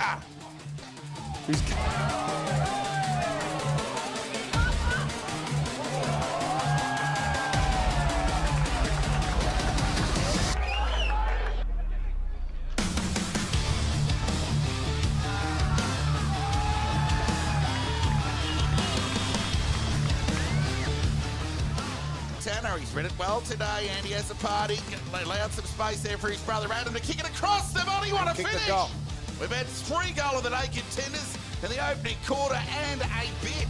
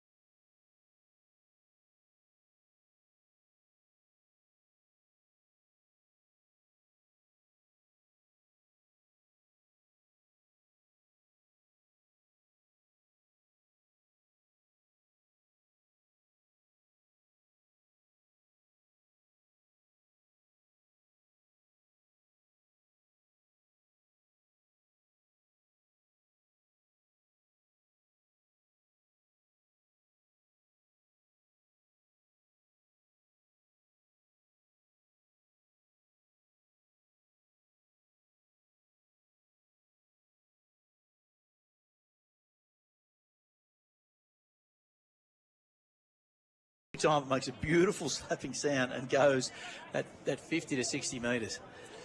So it'll be Tyson Lever to bring the ball back into play for Sunbury. He plays on out of full-back and comes out to the broadcast or grandstand side here at Mars. Muir for Sunbury to Bramble. Off to Egan. His handball got turned over. Dom Penny picks up for North Ballarat. His handball got intercepted. Comes back to Muir, looks for Scanlon, put him under pressure. Now they're in real sorts. Umpires let him get away with a poor handball, and Gallant clears up for Sunbury to Newitt, onto Bramble in the middle of the ground for Sunbury, streaming through the ground off the outside of the boot to no real advantage. And Taj Bowman and co just clean up time and time again. He's kicked it out wide and find Arts for North Ballarat. Over the top, should find his teammate, and Lamb will give the drawing hand pass in the direction of Carey. Force hack of deck as Muir's coming the other way. And he's down and feeling very sorry for himself after that contact as Carey. So we'll keep an eye on him. It's a short pass on top by Egan was clever to find Bramble. Yeah, the handball was just a bit too far out in front of him. He just had to sort of kick it off the ground and got cleaned up straight down the middle. Lateral ball by Sunbury from Bramble found its way to Gallant. He'll draw the man as they look to go down the middle of the corridor. Tentinello with the right foot kick. Out in front, nice mark taken there by Clark. Didn't have the break stride. Turns on the afterburst. Little left foot dribbling kick to the goal square. Won't get all the way through the goalkeeper on the end of the line there is Curran to see for a rush behind. It's just great pressure by Dom Penny there. Like he's a taller player that was just able to put enough pressure on the speedster from Sunbury and cause him to rush the kick. It would have been an easier goal, but the good pressure again by Penny, who's been one of the better players on the ground. So it's Glover for North Ballarat. Plays on out of that kick out and kicks it straight to Tyson Lever. His opposing captain from Sunbury. Kicks inboard, finds Harry Power. He's outside 50. Sunbury kicking to the Creswick Road end. Power kicks low and long. Probably dropped the mark. He should have Pierce. North able to clean up through Palmer. Kicks on the outside of the boot up to centre wing. Broadcast side of the ground. Jolly can't pick it up. Free kick for a high tackle could have been paid to Walker. Umpire in the end said no holding the ball. Paid advantage. Lockett picks it up. Lockett didn't want the advantage out of interest, and Sunbury are able to turn it over through Lever. He goes onto his left boot, kicked it across the ground to no one in particular. Foot races on, led by Reggie Palmer. Takes one bounce, takes two. Kicks inside 50 for North Ballarat beautifully, and finds Harvey Lewis in the forward pocket around 35 metres from goal. Well done, Palmer. Just his ability to change pace and change angles, weaved his way through traffic, and then hits up a player who was sliding back towards goal. Good ball movement again by North Ballarat, and again off a turnover from Sunbury. So they cracked the ton. Lewis will come in. Right foot kicks on its way. Umpire does not move an inch. The Roosters have their 15th of the afternoon to move to 15-12. 102 on the Metro scoreboard. Sunbury 4 goals, 5-29 trail. I'm probably a bit old-fashioned with the ball movement in this quarter. I would say as a Sunbury coach, I'd be going, let's just move it wide. Let's keep it wide, because when we turn it over, I don't want to be scored against so badly. And that seems to have happened a lot today, doesn't it? Yeah. But other people would say, no, you've got to keep practicing going through the middle, because that's the style of play we want to play. I'd be more going, I just want to protect the scoreboard. We're going to lose anyway. I just want to get out of here without having the spirit of my team crushed too much. And I worry that does happen when you go through the middle and turn it over, like it's been happening for Sunbury today. Sunbury haven't kicked a goal since halfway through the second quarter. Yes, and Lewis has become the 10th individual goal kicker for North Ballarat. Morris with the clearance, ushered forward. Sunbury able to step the whoopie tackler towards Eels. Now Newitt. Right foot kick to the half-forward line. Glover against Scanlon. Kind bounce will favour Glover off the impressive Penny. His left foot ball to the outside will work. Lewis will go for a run as it's sat up nicely on the bounce. Thumps it towards full forward. This time Granger Brass is behind. Instant mark is taken there by Riley and by Sunbury, who goes short to Egan. Egan looks laterally. Should find his target, which it does. They can build things up. Short to Bramble if they like. Now he goes. He tucks up the arm, goes for runs Cody Bramble. Searching ball finds its way to a teammate. Eels back to Bramble. Wobbly kick towards centre forwards. A poor one. Should be cut by Bowman. Bowman's good enough to drop the mark and get it back to Glover. Left foot kick into the corridor. And here go the Roosters to the middle. They do, and it's through Lewis. His kick missed its target. Furmeister came off the bench for Sunbury and overran it. He went back in to pick it up, and it looks like it's going to be a ball up in the centre of wing. So whilst Brad McGowan gives some thoughts to the Sporting Globe Player of the Day, he's got a few contenders, and a lot of them start up half back, I would have thought. Penny and Bowman, and a pretty dominant performance from North Ballarat. Grabbed out of the ruck by Eels for Sunbury. He kicked it straight into the hands of Glover, who played on quickly, got it to Palmer, switched it out the far side to Quinlan, handball over the top to Lamb, put him under a little pressure, he's up to the task, back to Penny outside 50, beautiful pass, finds Granger Barras on the lead, 35 metres out from goal. Can we give the Sporting Globe Player of the Day to the half-back line? Can the whole half-back line just share it for North Ballarat? Can you cut a piece of steak in three? Because they have been impenetrable. You just can't get past them. And you haven't been able to all this half. They've been wonderful down there. Glover, Penny, Bowman. Yeah, it's a raffle there for potentially the Sporting Globe Player of the Day. They've been all so excellent. And Granger Barras, well, to make it his 4th goal of the afternoon. He'll start his approach, shoot from at 40 metres out. For number 16 of the day for North Ballarat, the right foot kick is in. It always looks skinny off the boot. In the end, it's a minor score, 15-13, 103 on the Metro scoreboard. That's the Roosters. Sunbury 4-5-29. The other player that could be a chance, or the other person that could be a chance, is the maintenance man behind the goals here. Because he's had more kicks than anyone. He would have led the possessions for the day. He did it through the 18s, good call, the reserves, and the seniors. He's in no rush to get the ball each time. And he goes back and sits in his tractor. He's back in his tractor and racks them up. A few kicks out though. I don't reckon he's got a super bad shoe on him, bro.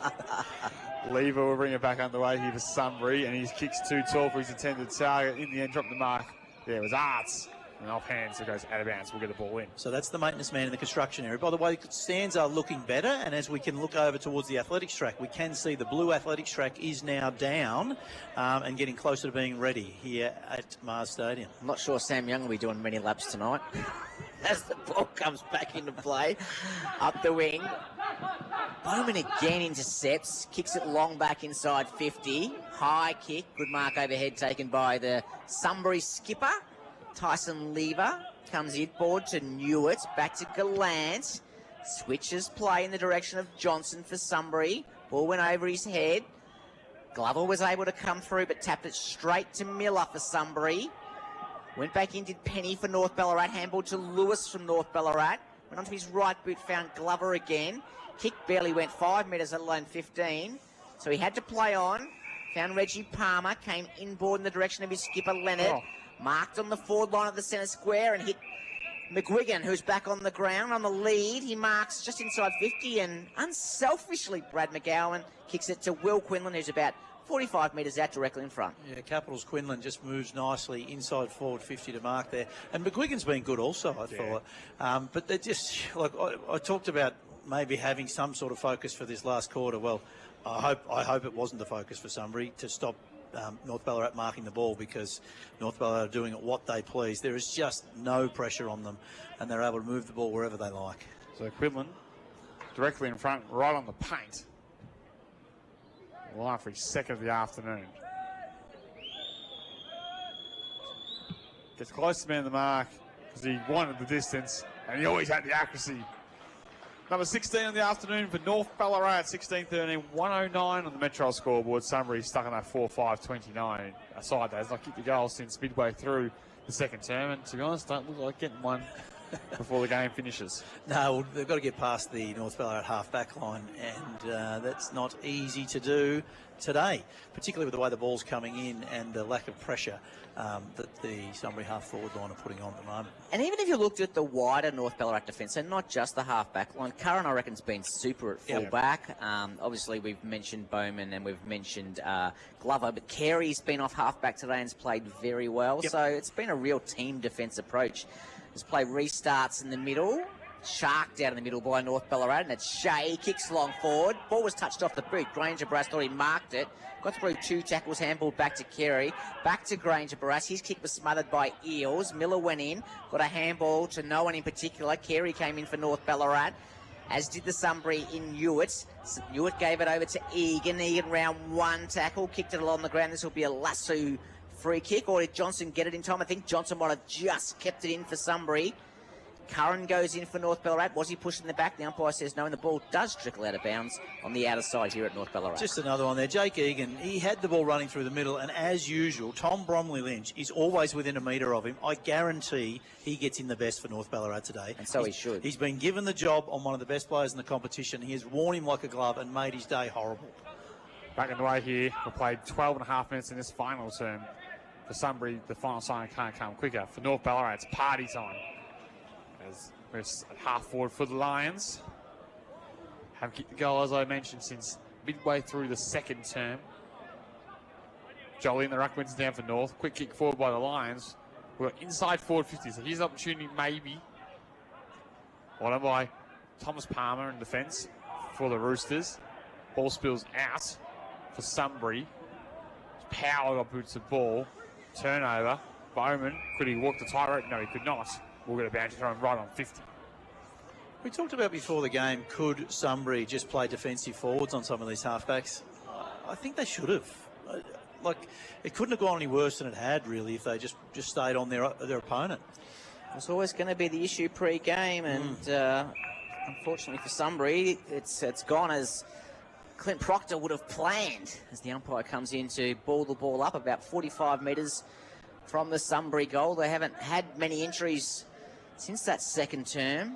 Lamb goes in for North Ballarat, handballed it back to Carey. Umpire will come in and throw the ball up. Yeah, it's an area that other clubs will certainly look at, Brad McGowan, when they play against North Ballarat, I would think. Yep, you're going to have to.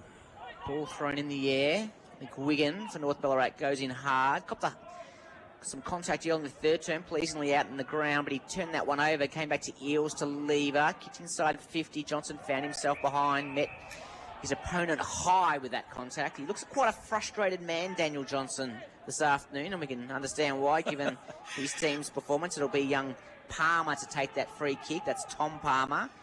Kicks long, up the wing. Somebody player dropped what he should have taken. North Ballarat come in with the weight of numbers. In this case, Collins handballed it to no one except his Sunbury opponent, Riley. He handballed it to Powell, put him under pressure. And went Penny to go and pick it up. Went onto his left boot. Kicked inside 50, but there's no one home. Sunbury clean up. Sunbury can go through Riley. Right foot kick coming towards the broadcast side. It's a wobbly one. He's going to have to get there before it gets out. We'll keep it alive just there. Was through Pearce, but in the end, Miller has walked over the line. And it's just been so obvious that Sunbury's ball use has just not been up to scratch. Even their skills, the kicking skills have been poor, haven't they? Yeah. Well, we understand that they do have less players in the team. They don't have their stars, but they're just overall pressure and effort. Everyone can put pressure and effort on, and they haven't brought that today. Coming out of this one, Intensifying goes short, just the required 15, and played on anyway with Scanlon, was spit it wide. And now a bit of overlap run, an opportunity for Power to go inside 50. Has a loose man, finds him. The mark is taken there by Ryan. About 45 metres out into the breeze. We'll have to strike this cleanly, but might be able to get Sunbury's first goal since the second term. That was good ball movement by Sunbury, wasn't it, to go from our broadcast side around the other side, so around all those defenders for North Ballarat, and get a shot on goal. So Ryan will start his approach. Never kicked a goal in senior footy. Game number 9. Still hasn't, as they won't make the distance. Off hands and stays alive. Opportunity at the front, outside the boot, finish and goal to the Lions.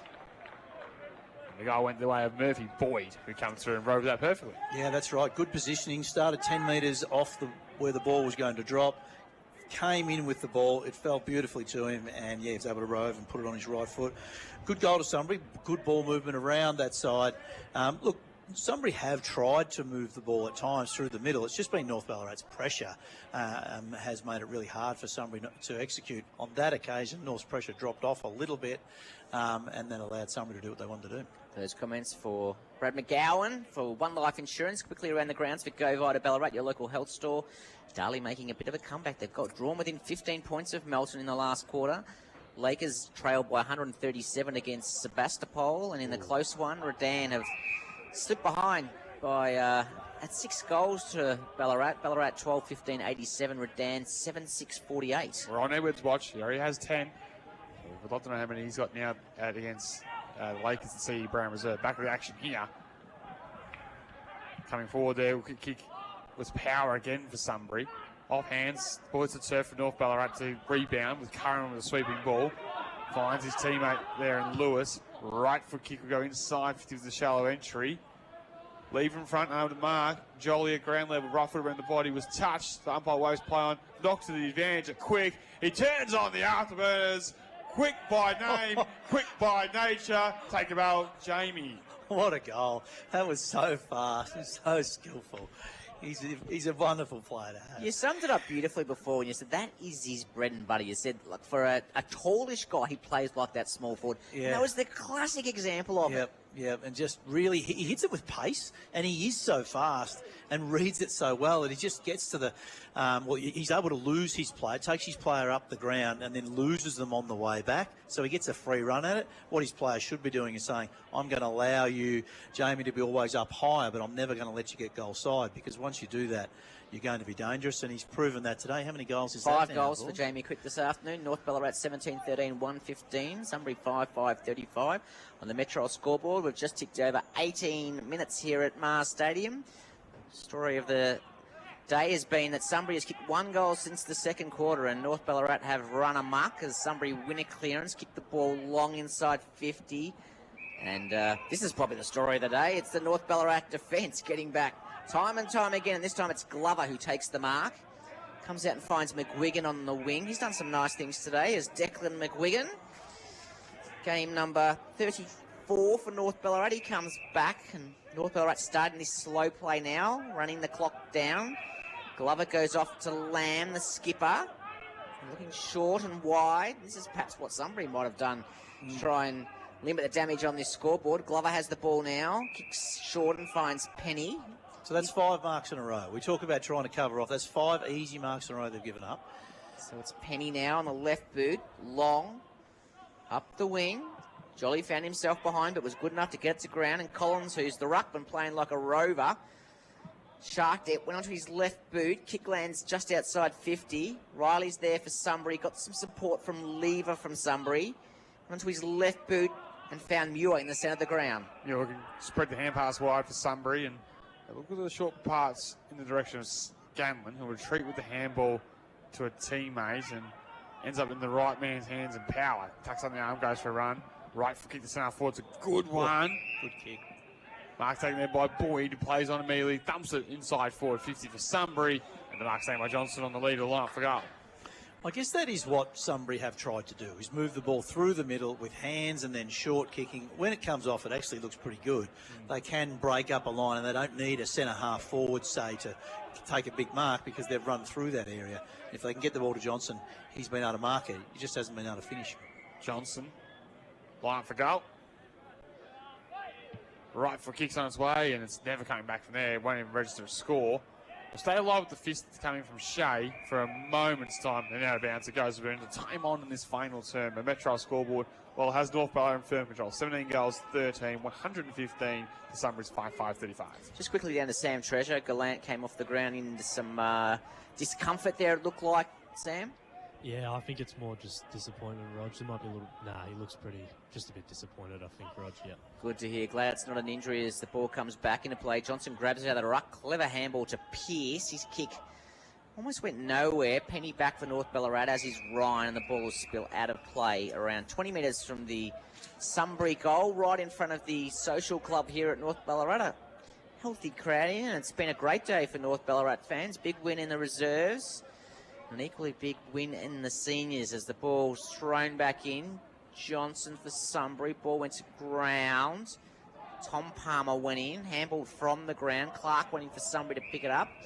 And the umpire comes in and says it'll be a ball up. So 21 and a half minutes in this last quarter. That lead is out to... Well, my maths is no good, but 85 points is what it tells me, Sam Young. You might tell me otherwise. Yeah, my abacus has it as 80. So. Back underway. Inside forward 50 for Sunbury, trying to get the margin a bit more respectable on the score sheet, but I'll be a little bit too late for that as we've gone 22 minutes in this final term. Johnson just took it out of the ruck. Ran into a brick wall in Palmer. And another stoppage inside 50 as this rinse and repeat. Stoppage after stoppage. It's been a pretty clear tale of this afternoon's game. You can count 34 players in Sunbury's attacking half. Johnson went without it. Morris coming through was good. Broke the tackle. Rifle kick out wide. Finds Lewis, who's been industrious across the half-forward line. Turns on the afterburners. Looks towards the corridor. Spearing pass. Gets locked. Takes the mark at full stretch, plays on immediately, goes in the Jolly direction. Paul kick should be cut off there by Gallant, who is back on the field and spearing the pass nicely to find Harry Power, who has battled on, goes to centre back, marked down by Newitt. Can he spread the ground, make Marstein look big? Goes short first to find Walker. He can chip it over the top, find the speedster in Bramble. Go back towards the teammate. It's a poor kick though. Instant mark taken by North Ballarat immediately. So outer side wing, long entry from Glover into the forward line. Granger Barras overrun it. Pearce got back for somebody to clean up. Handball was to Power. To Lever, onto Miller for Sunbury. Safe for now as Boyd marks outside 50. Elects to slow the play down. Doesn't have a great deal in front of him, so comes dangerously inboard, misses the target. Goes straight to Will Quinlan for North Ballarat, who with great composure kicks it over the head of Granger Barras. He's claiming a free kick for high contact. Umpire said, get up, play on. And Sunbury just do that through Blake Walker. They go the handball over the top. The Lions in the defence will look to continue to exit via handball. So it ran into a bit of a jam there, Walker, but good enough to spread it wide to find Bramble. Spearing pass inboard's gone just the required 15 to find Tentanello. It's been quiet today, hasn't he, by his usual high standards? Some tired boys out there. Not a lot of movement anymore. A lot of hands on knees. Can come across defensive if he likes. He continues to go wide with a kick. They're just playing for the final whistle here are the Lions. Very tough afternoon. The trip down to Ballarat. High kick. Should be cut by Glover. Big spoil came from North Ballarat instead. Bramble getting back, couldn't gather. Quinlan looked left. He's under a bit of pressure with a poor handball. Bramble cut it off, but then he goes straight up to Arts. And now Leonard for North Ballarat left boot. The quick on the lead, and he's got it right inside 50. About maybe marked that 48 metres out or so. And Jamie can go back to shoot for number 6. 150 points in front, Sebastopol against Lake Wendouree. Yeah, gee, they're a Daventry team, aren't they? I mean, we saw that firsthand last year. We know they're going to kick big scores this year, the way they move the ball. So quick for number 6. Arc around a little bit to get that extra distance. The right foot kicks on its way. Goal umpire does not move an inch. Wonderful kick. 6 for Jamie, 18 for North Ballarat. He's kicked the third of their goals this afternoon. And that's the most subdued celebration he's probably ever had. Was that his first set shot at goal? I think the other 5 have all been crumbs, and that was a more traditional key forward shot at goal. Yeah, you might be right there, Macca, as we're just getting a little tally with Sebastopol having a score of 180. A bit of a watch on Joel Edwards. He has 11. 11. He would be a tough player to play against, Edwards. Such a dominant, strong player. And is just working his way back to fitness. He's going to be possibly the leading goal kicker in the competition. Well, Adam Forbes might have something to say about that. He's got 4 for the afternoon as Sunbury win the clearance. Ball goes out really wide to Bramble. I've liked his game, first game in 12 months. He comes inside 50. But as we've seen time and time again today, North Ballarat dropping numbers back to get a defending mark, and Shea on this occasion took that mark. He's been called to come back behind play, so ball comes back to him. Replaced his brother in the side today, did Henry Shea, and he's playing for his brother. He's certainly done a great job. It's been a memorable debut. He kicked his first goal of his Ballarat football career early in the day. He comes out wide and finds Glover. Glover's on the back line of the centre square, handballs onto Penny. Gosh, their numbers would be huge. Penny up the line to Quick, who's had a super second half. Not sure it's enough to get the stake or Palmer, but he's going to do his best. He handballs inboard to a teammate in Collins. His handball was a shocker and went straight to Sunbury. Power. Handball back to Clark. Tentanello, who hasn't had a great day, then kicks to the lasso. Ball out of play. It's going to be a Taj Bowman free kick at the half-back line for North Ballarat. So Bowman will retreat, go all the way back to Carey as they spread the defence here at Mars Stadium. Across to Shea, can pick his options, and he goes to the captain and Lamb. Always a safe one. Goes in the direction there of Morris, who's on a true centre wing for North Ballarat. As the Roosters just keep pressing forward. Well done on the mark there by Miller. Got the smother. Follow tackle by Morris in frustration was aggressive. Lockett will retreat to Shea, and he'll go all the way back for North Ballarat at the half-back line to Lamb, as they're just toying with him with ball in hand at the minute. Another mark to Glover. Chips the snap back to find Thomas Palmer. The Roosters do as they please. They chip it around Mars Stadium. So now access the outer side. Short ball finds Lewis. And the siren ends up in the hands of Brock Leonard, who started all the right for the opening goal of the day. He has the final kick of the day as North Ballarat are your victors this afternoon. Round 4 action in the Ballarat Free League. 18 goals, 13, 121 on the Metro scoreboard. Sunbury with 5-5-35. I'll go to you, Roger LeGrand, before we get to Brad McGowan's thoughts for the goal kickers today. Yeah, huge margin, 86-point victory to North Ballarat, and was headlined by Jamie Quick. He kicked 6 goals for the afternoon. Denver Granger Barras kicked 3. 2 goals to Will Quinlan, and then 1 each to Sam Arts, Josh Morris, Harvey Lewis, Declan McGuigan, Henry Shea, Seb Collins and Brock Leonard. And for Sunbury, they only had the 5 goal kickers, and they were all singles, and they went to Harry Power, Murphy Boyd, Jack Newitt, Liam Spiteri. So Brad McGowan, it's been a long time since we've seen a Sunbury side lose to the tune of 86 points in Ballarat. They've had some tough times over the years, but in recent times they've been good, and today is the one they'd prefer to forget. Yeah, well, we know they've got an injury crisis at the moment. They've got 16 players.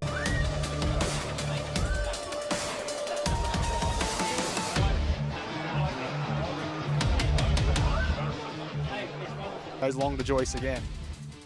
He goes in that direction. He'll have 3 to beat in the air. But why wouldn't you when you got JJ? Mark of the day contender. He's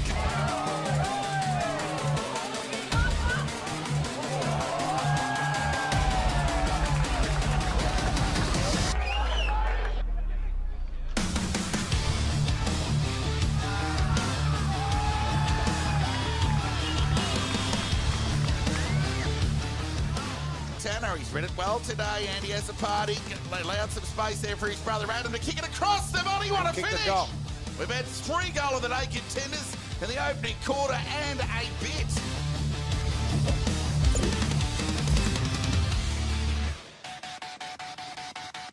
Today, he probably broke even in the hit-outs, but he was so good at ground level.